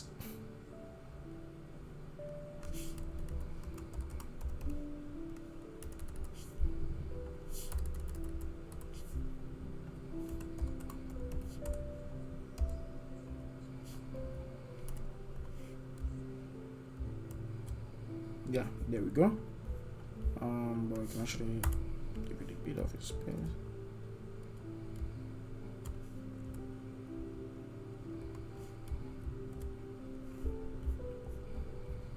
So you can just say the width should be 40. And for the padding that we're adding, so let's say width times 0.03. Yeah, so kind of like keep on giving it a space, so we can actually say the width times 0.08, or what about 0.07? I think that's much better. And the height, so from the top and the bottom, which has max height should be 6, right? And this already has height of 20, max height of 6. You can actually achieve that by saying top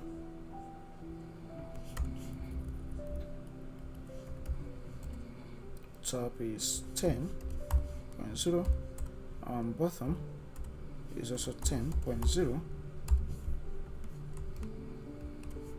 Go ahead and save that, and this disappears. Say the padding, which also has a top of 10.0. Okay, that made this to disappear, so let's say 4 and also 4.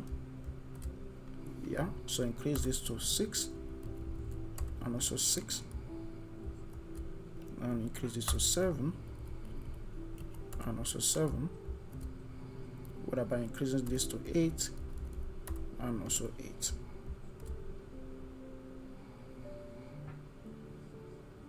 I think that's much better right now. So I think this is working better. Now we can just duplicate this into multiple forms. Before we kind of like go straight to duplicating it into multiple forms, so it should be 30. Okay, let's leave it at 40. Then increase this a bit to 8. Save that. Before we duplicating this, so we need to add this circle. You see this circle that is right here, so we need to add that also. We need to add a circle somewhere. I don't know what you guys think.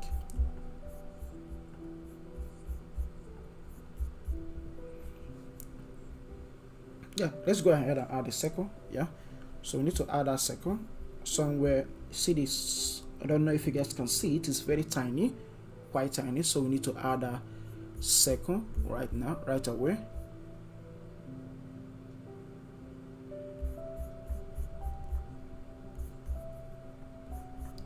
So let's go ahead and add those circles. The circle should be before this line that we added here. So that brings us to adding this inside a row, which is sort of a colon. So that should be inside a row with the children. We add this inside it. So at the top we should add a circle avatar. It's a circle avatar with a border radius of 5 and gray color at the start. So increase the gray to 900. Okay, that's too dark. 600. What about increasing the gray the same color that we have for this, except that is a little bit light, so you can actually do that. So you just copy this and use that for the gray color that we have here, and increase this to 8. The radius should be 8. Save this.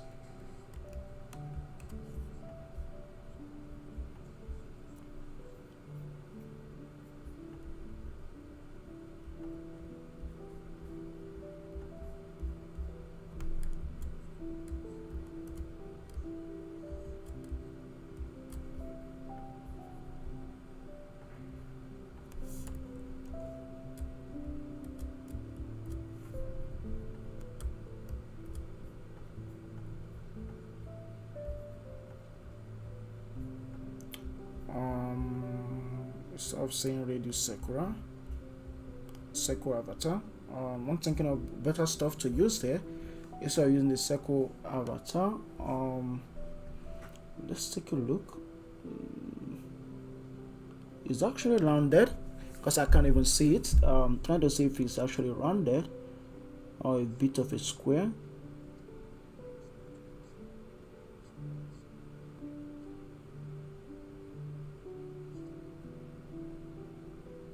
Okay, it's not rounded, it's square. So I'm going to use a container in place of this. So I'm going to go ahead and copy this same container that we have here.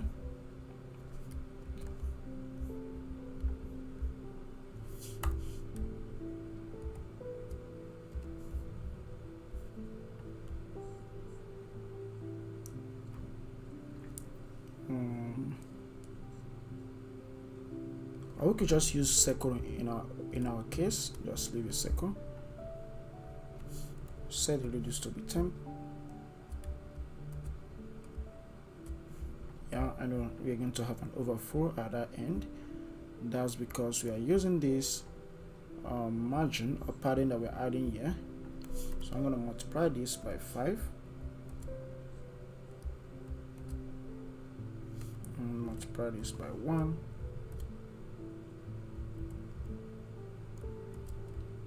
So I have the top left.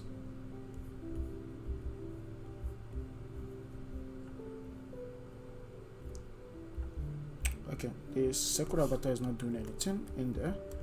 Basically, replace that with a container, and the container is going to have a height of 6 and a width of 6. Max width 6.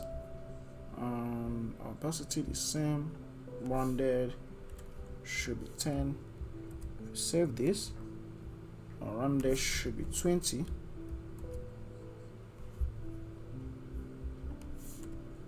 Let's say 10, and this should be 10, 10, 10. Save this. So if you have to do that, so I don't need to add top bottom in there.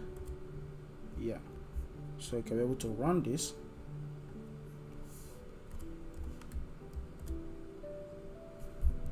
To run this 30, so that means I have to reduce this to 8, somewhere around 8. Even reduce this more, somewhere around 6, or say 7, and then in here I'll say max to be 7, max to be 7. And it's supposed to have its own margin.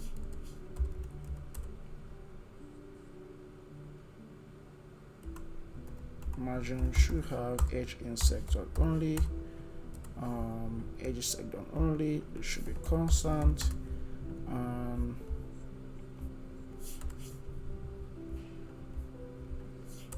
going to say from the right. So the right should be 5.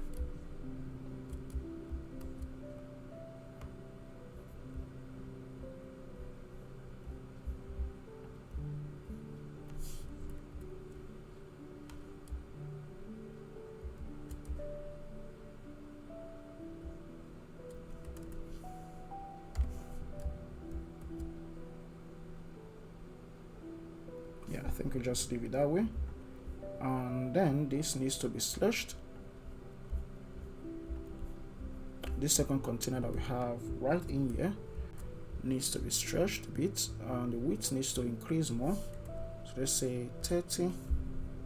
Max width should be 30. What about saying 40? 40. Okay. If you have that, so reduce the height to something like 4. Yeah, that's much better. Now we can decide to reuse this every other places. So I'm going to convert all this stuff into a single widget, a custom widget, which is going to be a stateful widget also.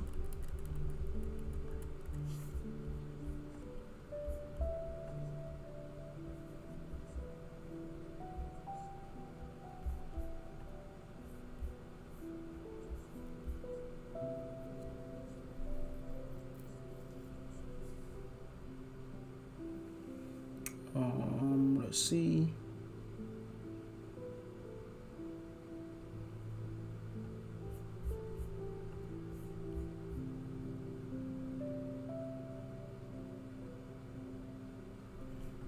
Okay, I'm gonna convert this all the way from here.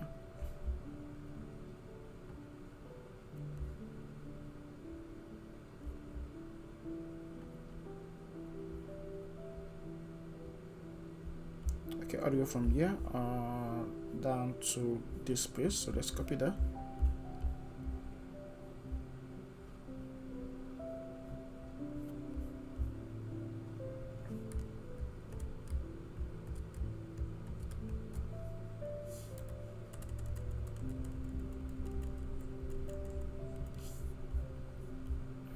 I'm going to create a new stateful widget in here. We're going to call that team changer dot. This is going to be a stateful widget.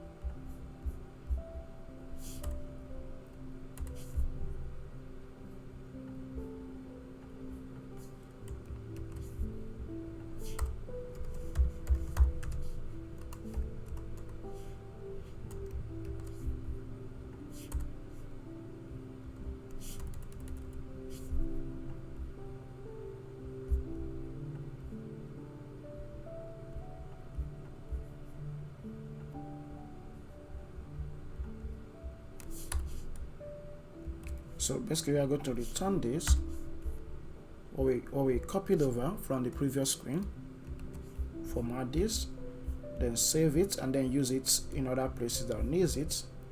So team changer should be this, copy that,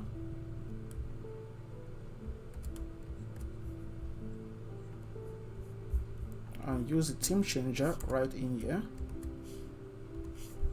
import the team changer.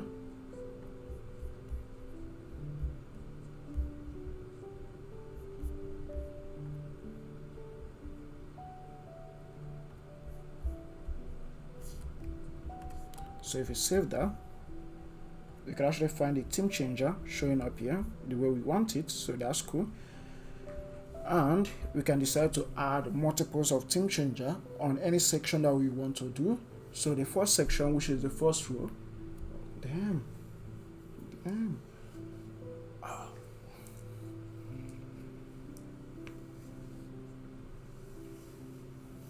Okay, just stretching my neck. Okay, so right now what we actually need to do is to add the team changer in a different place. So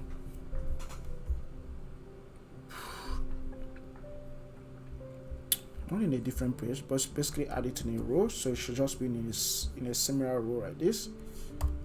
Let's say row widget. That's gonna have a children property.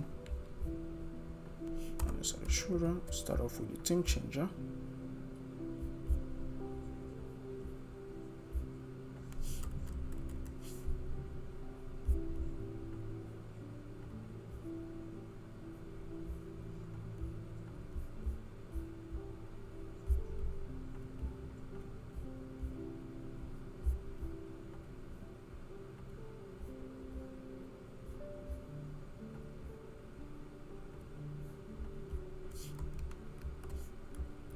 save that, still have that upright. So let's restart this and make sure that we're actually on the right track and we're not missing any stuff. Okay, that's cool.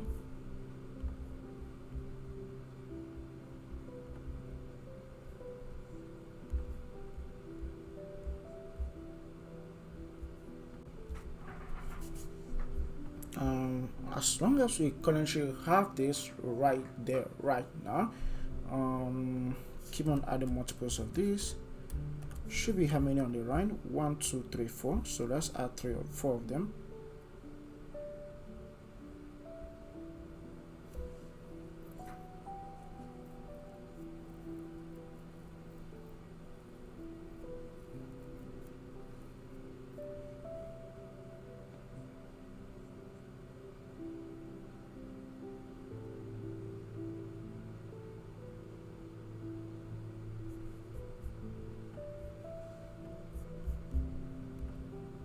So let's do that. So added 1 2 3 4. So 1 2 3, and the last one being fourth one.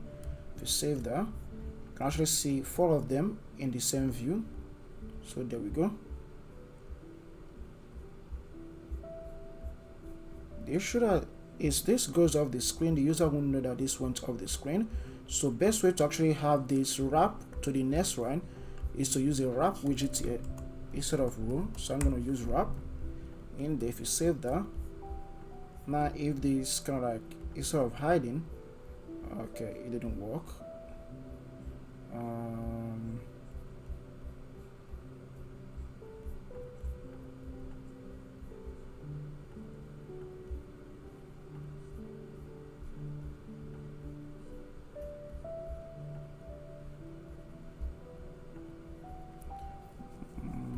Let's see.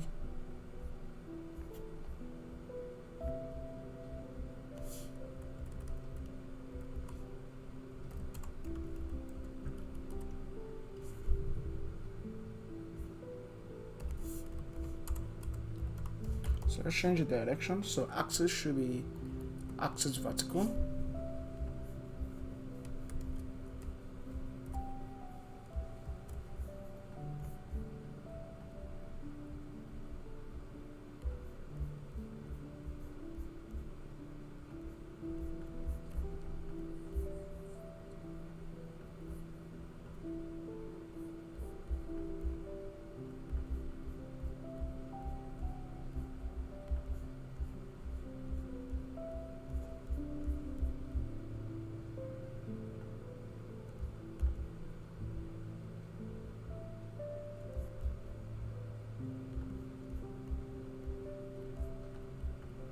Okay, we can figure that out later on, see why that's not working. For now, let's go ahead and continue what we're doing here.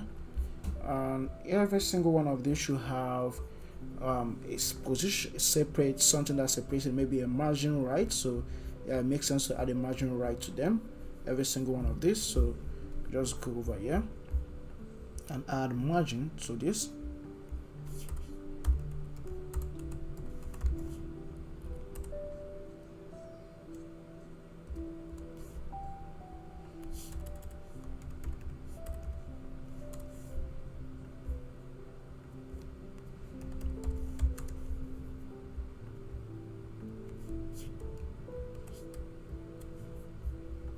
Now have the margin right, spacing that we have right there. Should increase it to 15 or increase it to 18.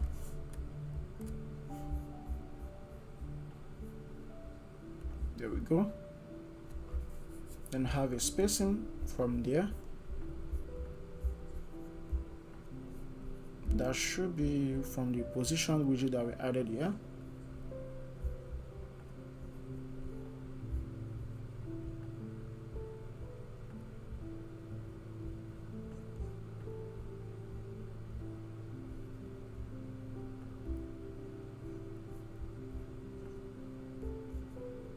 And just wrap this with a padding.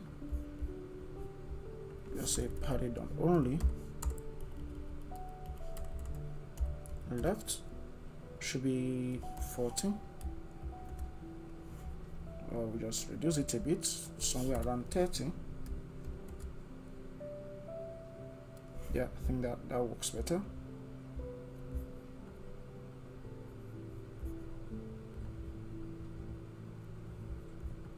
And now let's keep adding stuff in here. So depending on the number that the user wants, so this is 1 2 3 4, 1 2 3 4, 1 2 3 4, 1 2 3 4, 1 2 3 4 5 6, 1 2 3 4. Okay, depending on the number that the user wants, that depends on how many we are going to show in there. So let's go there, theme changer. Inside the theme changer, we have the column right here, the column showing up right here. We have, what's it called again? So we have the column, we have the container, we have the box decoration.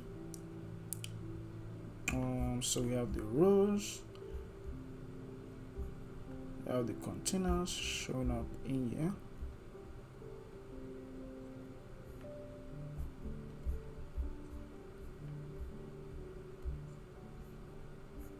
Okay, this is the container we need to actually move out. So we need to move this container out.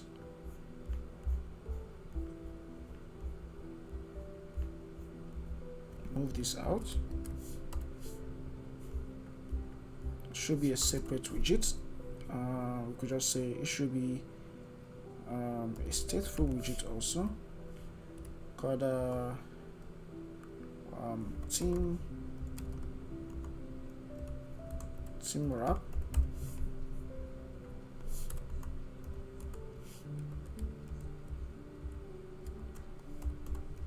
Team wrap. I think that makes sense. Then in here we're going to return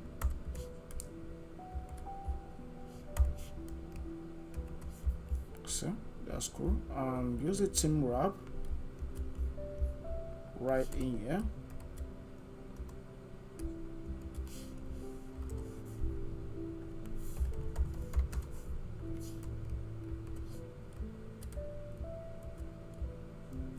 Now if you save this and bring this up, it still shows up. That is one.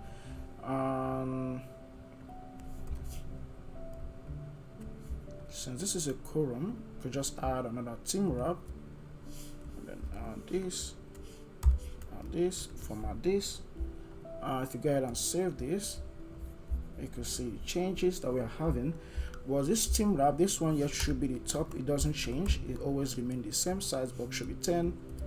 The spacing between it and other ones should be around 10 pixels, and this one depends on the number the user wants it to be. So I'm going to use, since this is a stateful widget, I'm going to say constant final widget, not shared.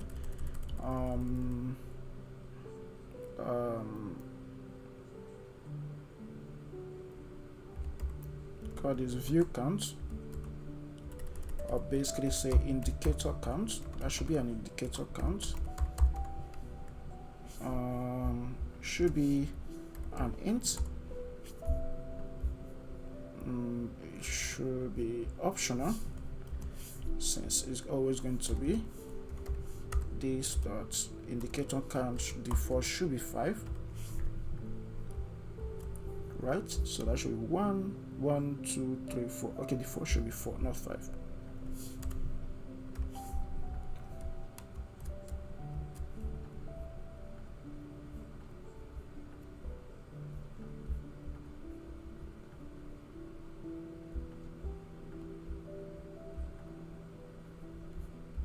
Since default is 4, right? Okay, yeah, default is 4. I could just go ahead and render this 4 in here. So I could just say if widget, just use a for loop in 0.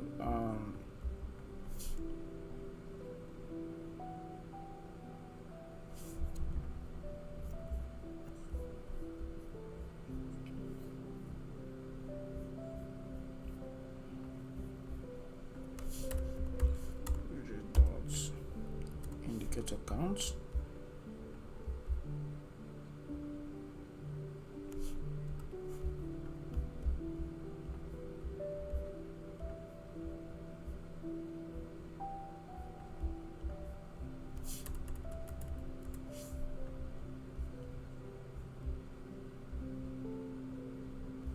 Okay, I made this to be constant, so let's remove the keyword constant. Let's this.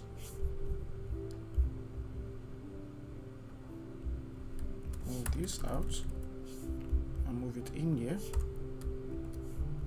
and then set this to be constant, set this to be constant, set this to be constant. We're having widget.indicator count. Force unwrap it, since we know it's not going to be null. Go ahead and save this.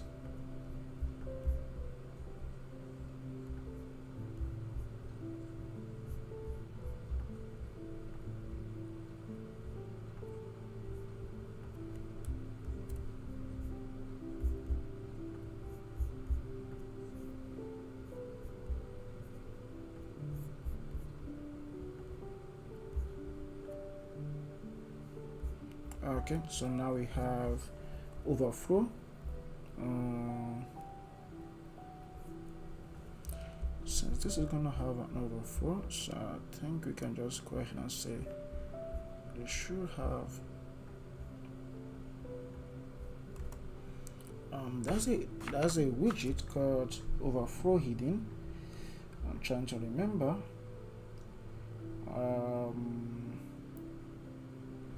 I think it's called sized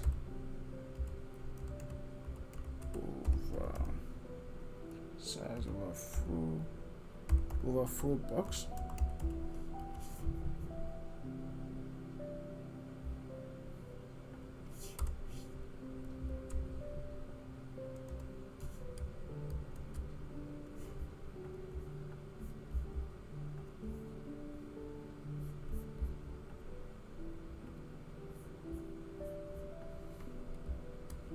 Okay, it's not needed to apply there.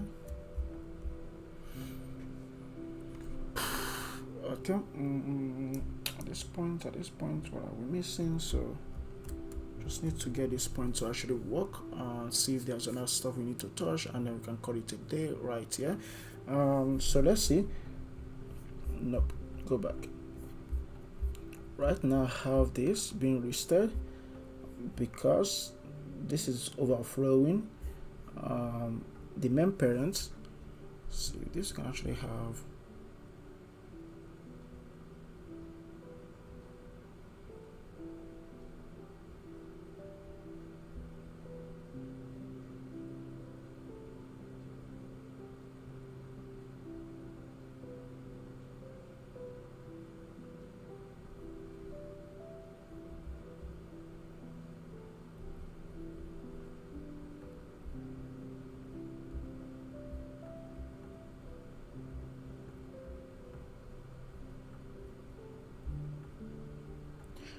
you can just use stack widget instead of position column right here.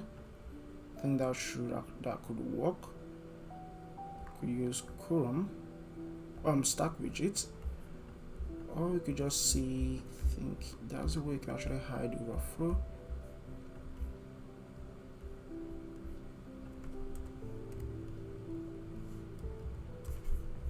Let's see if we can find something overflow hidden.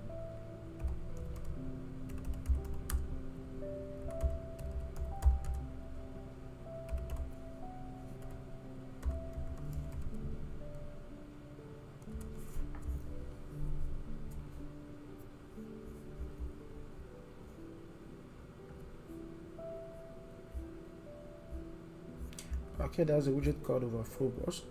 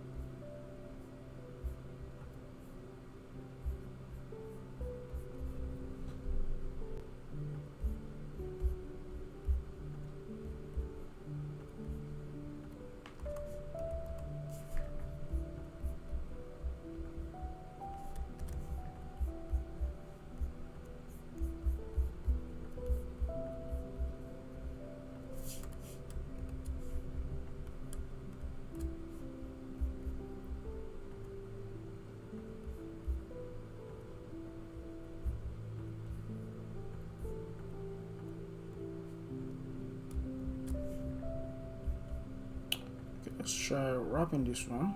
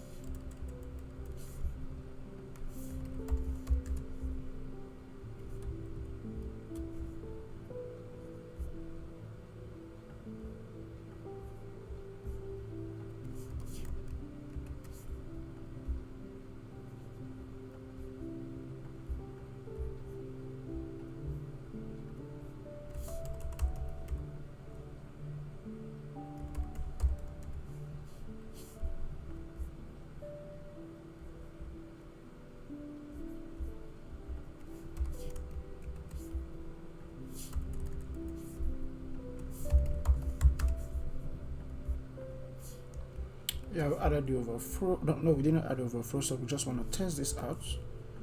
And we could say from the top 10 10.0 plus I plus the current index, which is I,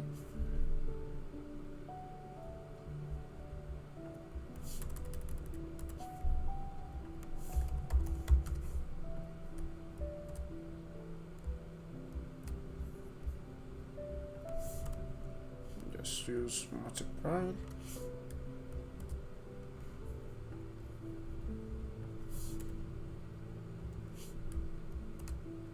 Okay, that's too much. Just use 20. What about 23?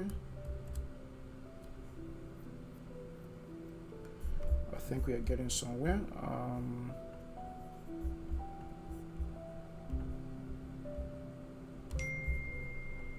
Let's try the 23.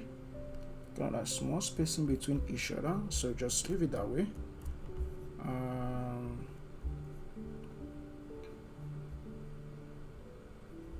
So we could just use an if statement right in here.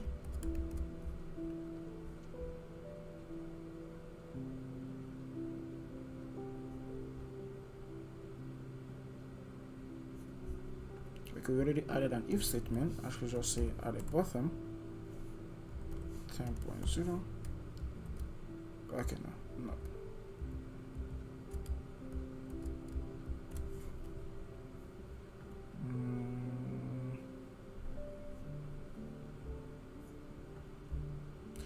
If we have to use an if statement, it's going to work like this.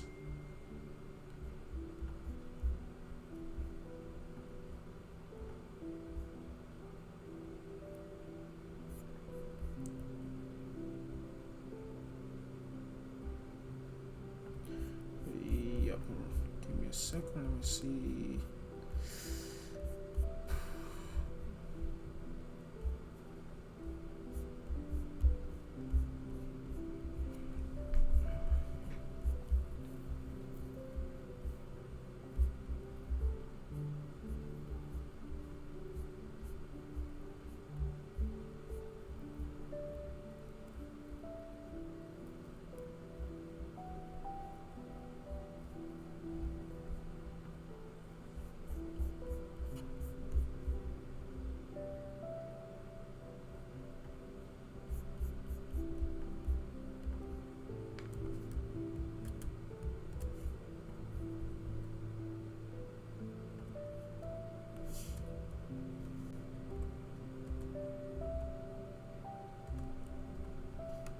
So if index is equals to 1, it becomes something different.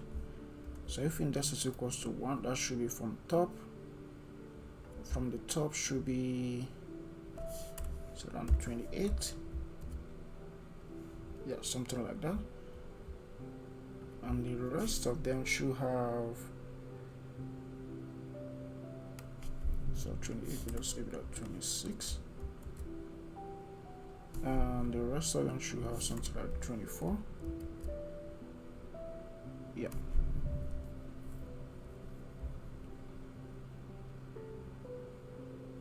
So saying 24, we just say 23.5.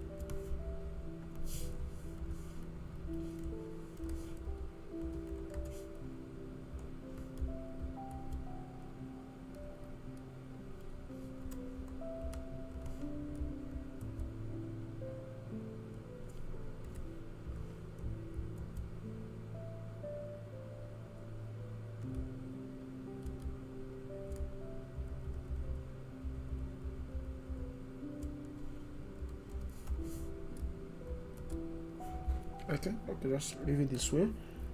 So this becomes the top one, and the rest is this one's showing up down below here.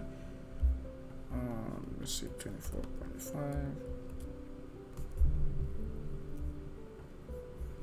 And then the colors will be different also. So if you take a look, if you actually take a look in there,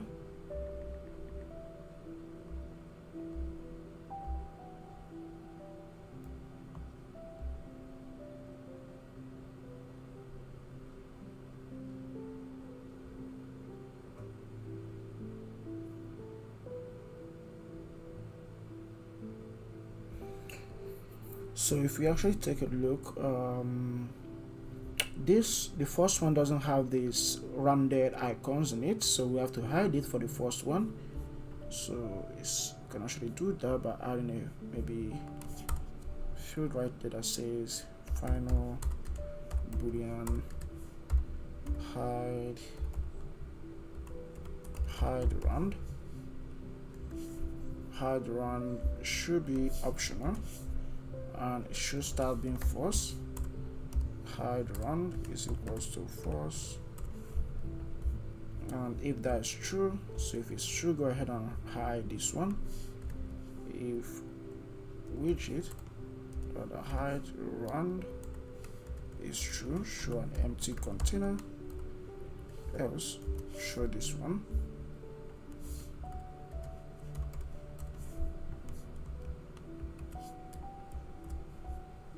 So in that case, so I could just pass in hide round in here and add true to it. So wait a second, so you need to repeat this.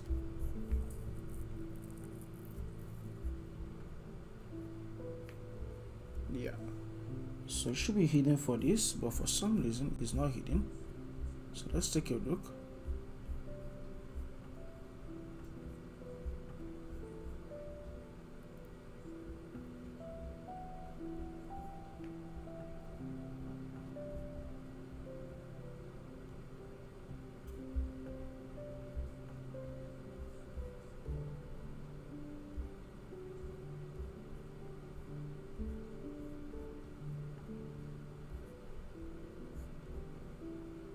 So we are saying hide round is true in there, but nothing is actually happening because we are still seeing the rounded one. If hide round is equals to true, show an empty container,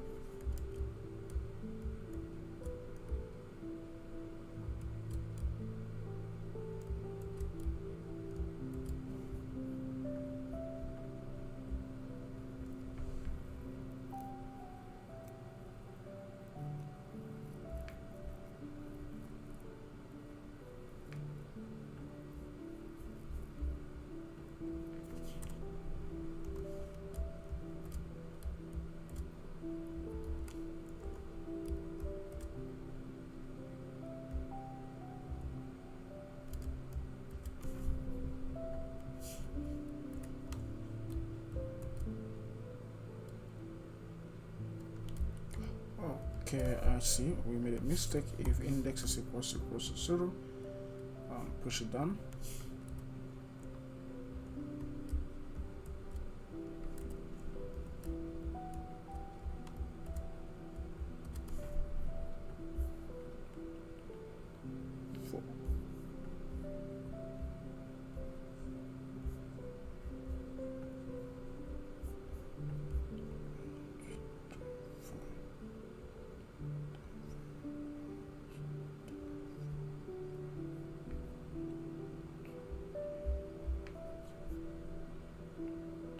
Okay, all of them are actually 4. 1, 2, 3, 4.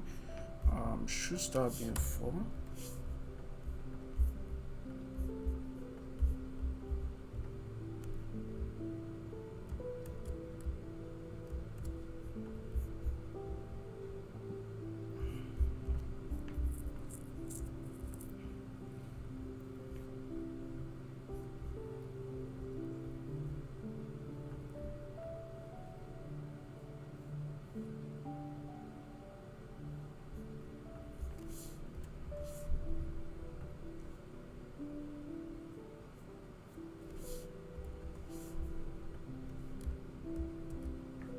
Okay, so we got that working, so that should be 26.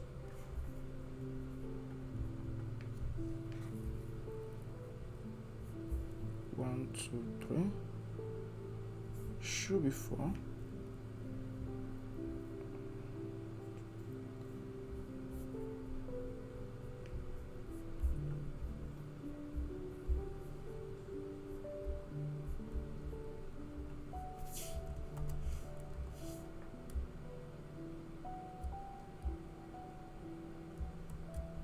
Yeah, so 1, 2, 3, 4. Just 1, 2, 3, 4. Yeah, 4, 1. So should be 4 right now. So there we go. So we got this looking the same like what we have right there at the top, except that this, most of them has different colors. So that's what we need to do right now, to give them a different colors. And to give them a different color should look like this. So depending on what we want, the colors that we want to give them. So I would say the first one, so the background color should be dynamic. So where's the background color? So this is the background color right here. So we should have another field there we can actually modify. So we call this color, and that should be called background color, BG color, or just say BG color. Yeah. Then we can just use that right in here. It shouldn't be required. So this dot BG color should be optional. You should have a default color of this. This should be the default color. Is equals to this.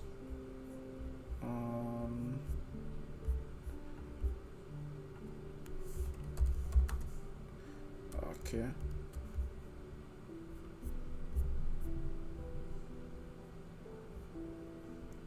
Okay, the default value must be constant, and what we have right there is not constant, so we can just go ahead and remove the width opacity stuff that we added, or we could just basically remove any default colors to it, and then we could just say in here if widget .bg color, if it's not going to go ahead and use this one, else go ahead and use bg color for us, and still works. So what we need to do is to go ahead for the first one. So this is going to have the same final background,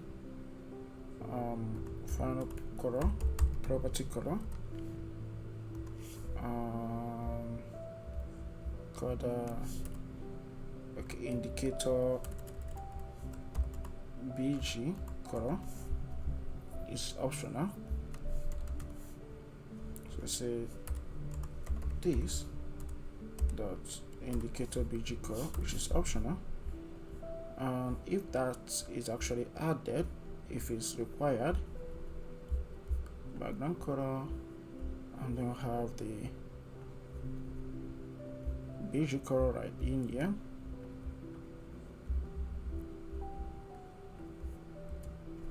Say indicator color is different, but theme color should be different. So indicator color should be indicator color, so that should be bg color. Okay, this always remains the same color, but this one should have the bg color, which should be equal to widget dot indicator background color.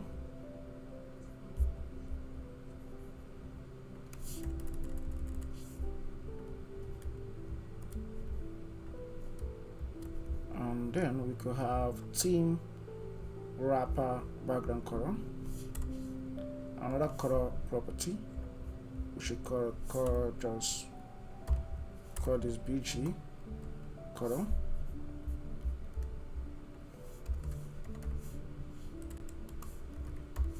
This the bg color, and that's the one we're going to use right in here, which I'm going to say widget the bg color.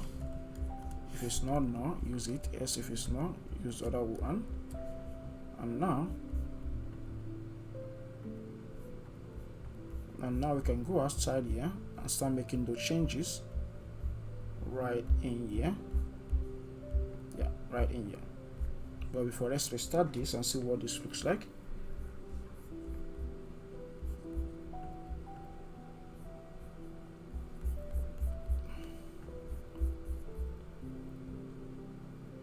Okay, let's start making those changes. So I'm gonna say in here, the theme changer should have what we call indicator, not indicator color, but just say, okay, the first one should have the same color.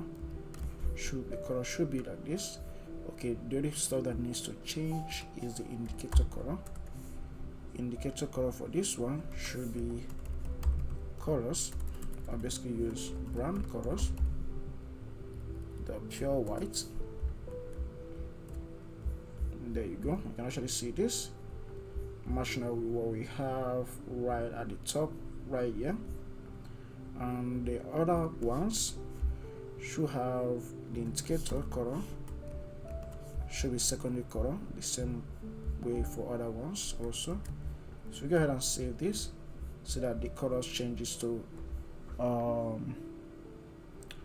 okay, no, it shouldn't be dark, right? It shouldn't be dark color.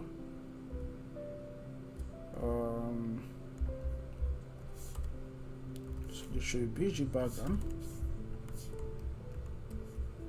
So if you save that, yeah, it's the background that changes to that color. So this works. That's cool. And this is gonna have a different color, and the rest of them, this rest should have the same color. I think so.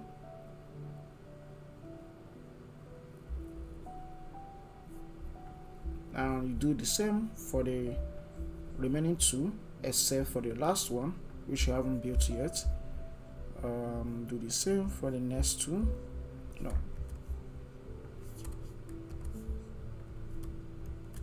because it's actually, how many is there? So it should be 1 2 3 4, 1 2 3 4. So this 1 2 3, we already kind of like gotten it to actually look good. So this way it should look. So they should look like this, except the last one, we need to work on the last one. The last one should have a split kind of like look on it. So the split look, we haven't added that. Also, we need to add a split look on it. So that's what we'll be adding right now. Looks like we're gonna do that tomorrow. So okay guys, I think we have done a lot today. We kind of like went through overboard to complete a whole lot of stuff. We kind of like completed the animation for the sidebar, which is working fine. So the sidebars animations are working. When you tap on them, you still have the settings animation working. You tap on it, it goes off. Tap on any of these, comes on. Tap on it, it goes off. So those are actually working. So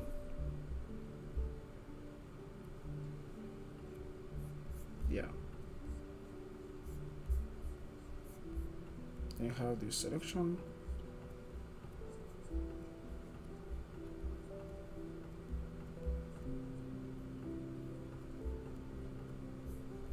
That's cool. So yeah, guys, I'll be stopping here for today, and we'll be doing more tomorrow. So join me tomorrow right here, and we'll be doing more of this. But tomorrow we should be able to finish this section up. So tomorrow we should be able to run this up, get this stuff to actually work, the animation path, get the animation for this box. When you tap on them, the animation that should be working. When you hover on this, it should be different. So all those stuff, you're going to complete all those stuff tomorrow. Once we get that done, then we can start maybe add other stuff to the project, so that's basically what we'll be doing.